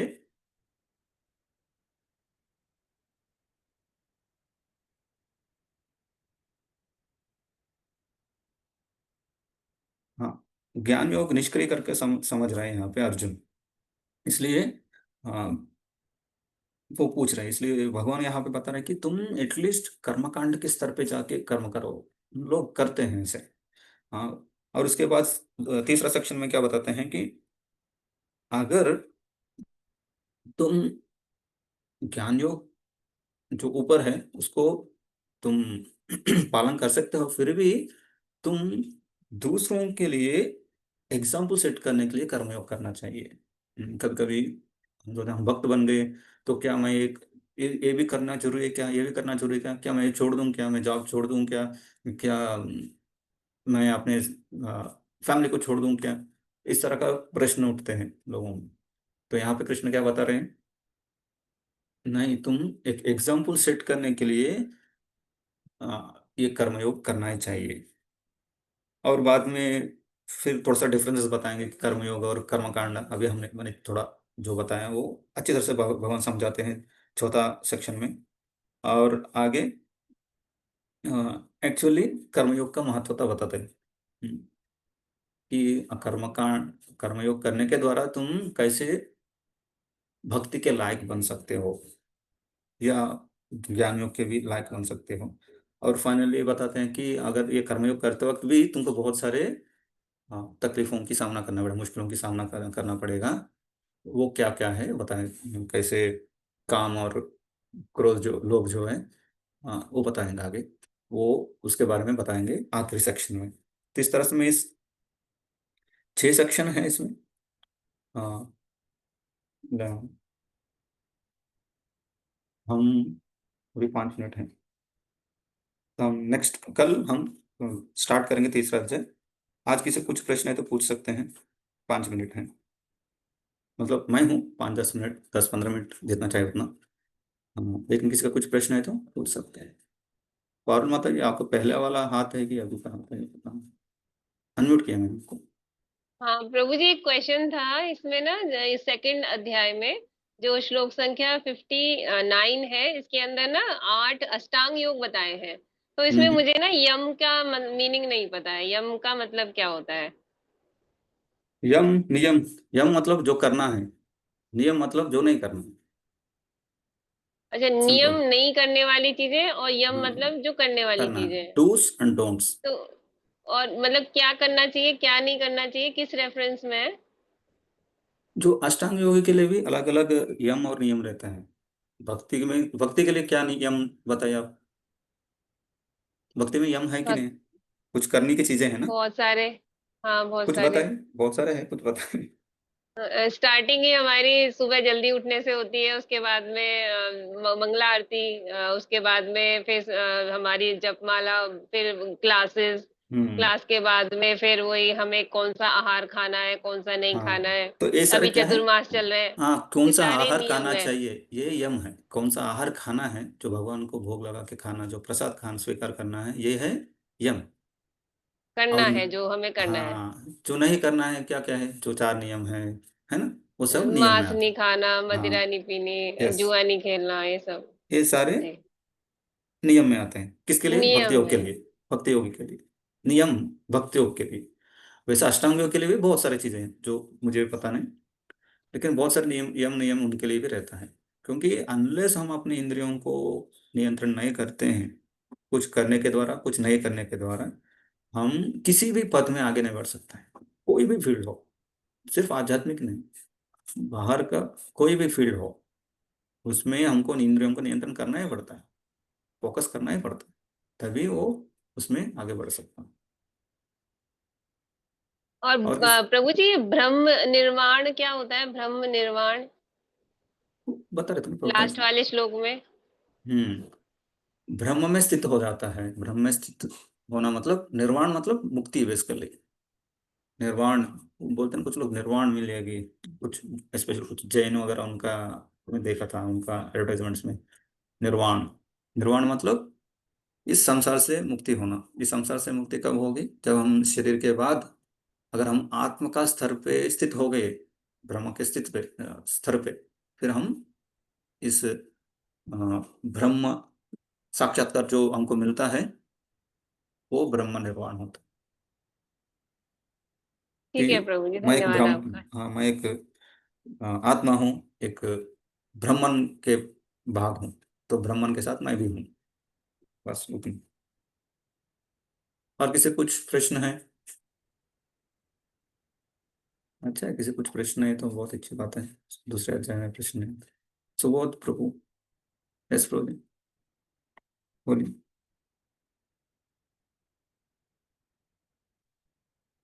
यस प्रभु, अनम्यूट कीजिए।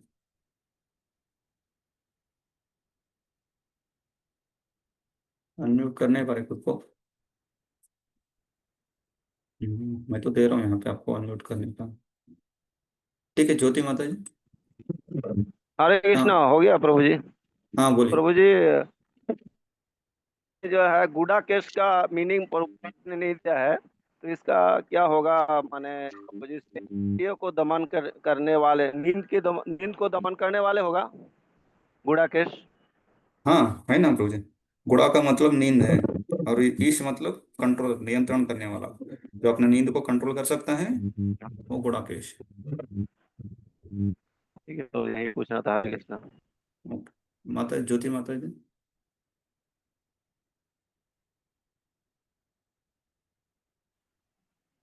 हरे कृष्णा प्रभु जी।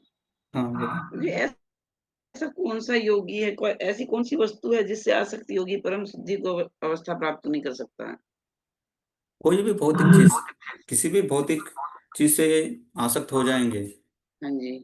नहीं कर सकते। जो भी बता रहे थे ना कि कोई भी इंद्रिय विचलित करता है, तो मतलब कोई भी इंद्रियों को हम चलने देते हैं, उसको अपने हिसाब से चलने देते हैं, तो पूरा नाव उस व्यक्ति को पूरा बुद्धि भ्रष्ट कर सकता है। जैसे उन्होंने बताया, नाव का एग्जांपल दिया है। हाँ, एक नाव, एक हवा जो है, हवा की वजह से वो कैसे नाव समंदर में अपना डायरेक्शन खो सकता है या डूब सकता है, वैसे अपना बुद्धि इंद्रियों को नियंत्रण नहीं करने के द्वारा वो भी भ्रष्ट हो सकता है। कोई भी इंद्रिय हो सकता है। जैसे हम बताते हैं ना, अलग अलग जीवों में अलग अलग इंद्रिय बहुत स्ट्रांग है। उसके द्वारा उनका पतन होता है। जैसे कि हम सुनते हैं कि अ, मछली, मछली आहार से ज्यादा आसक्त है, वो आकर्षित होता है, इसलिए उसको हम कैसे पकड़ते हैं? एक जा बैट, हाँ, जाली नहीं, हम उसको नहीं, खाने मतलब की, वो आटा की गोली देते हैं तो वो हाँ, उसमें। उसको एक हुक रखते हैं, उसमें लगाते हैं, फिर वो उसको खाने की वो आसक्ति से वो आता है, उसको खाने का प्रयास करता है, वो अपने जीभ में वो घुस जाता है, फिर हम उसको पकड़ लेते हैं, है ना। और वैसे बहुत अलग अलग बाकी भी है। हिरण भी है जो आवाज से आकर्षित होता है, और हाथी है जो एक हाथनी से आकर्षित होता है। और ऐसा अलग अलग जीवों में अलग अलग इंद्रिय जो है काफी बलवान है, उसके द्वारा वो विचलित हो सकता है। हाँ, उससे उनका पतन होता है। लेकिन योगी एक, के लिए फिर कौन सा होगा? हाँ, एक मानव में ये सारे इंद्रिय बलवान हैं। हम में सारे इंद्रिय बलवान हैं, है ना। हम हमको से हम अलग अलग दृश्य देखकर हम आकर्षित हो जाते हैं। हाँ, किसी की अलग अलग स्पर्श से आकर्षित होते हैं। हाँ, या अलग अलग चीजें खाने के द्वारा इनसे अपना मन क्या होता है? विचलित होता है। इसलिए एक योग के लिए सारे इंद्रियों को, इंक्लूडिंग मन, उनको क्या करना चाहिए? नियंत्रण में रखना चाहिए। योगी को सारे इंद्रियों को कंट्रोल में रखना चाहिए, एक नहीं। थैंक यू प्रभु जी, बहुत। हरे कृष्ण। हरे कृष्ण, धन्यवाद। और किसी का कुछ प्रश्न?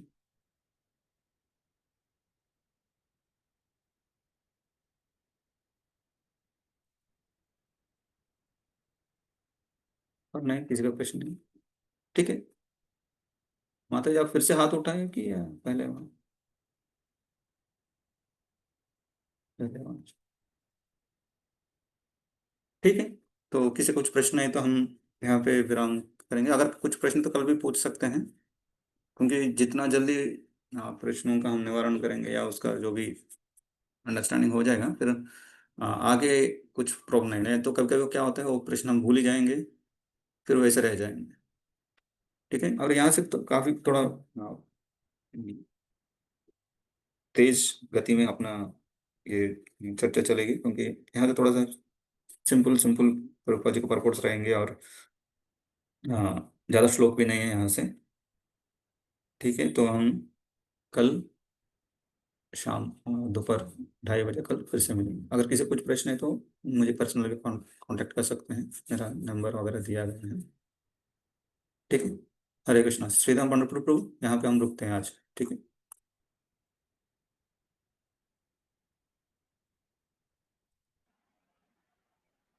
हरे कृष्णा धन्यवाद। अरे प्रभु जी, श्रीराम पंडित प्रभु, यहाँ रुकते हैं।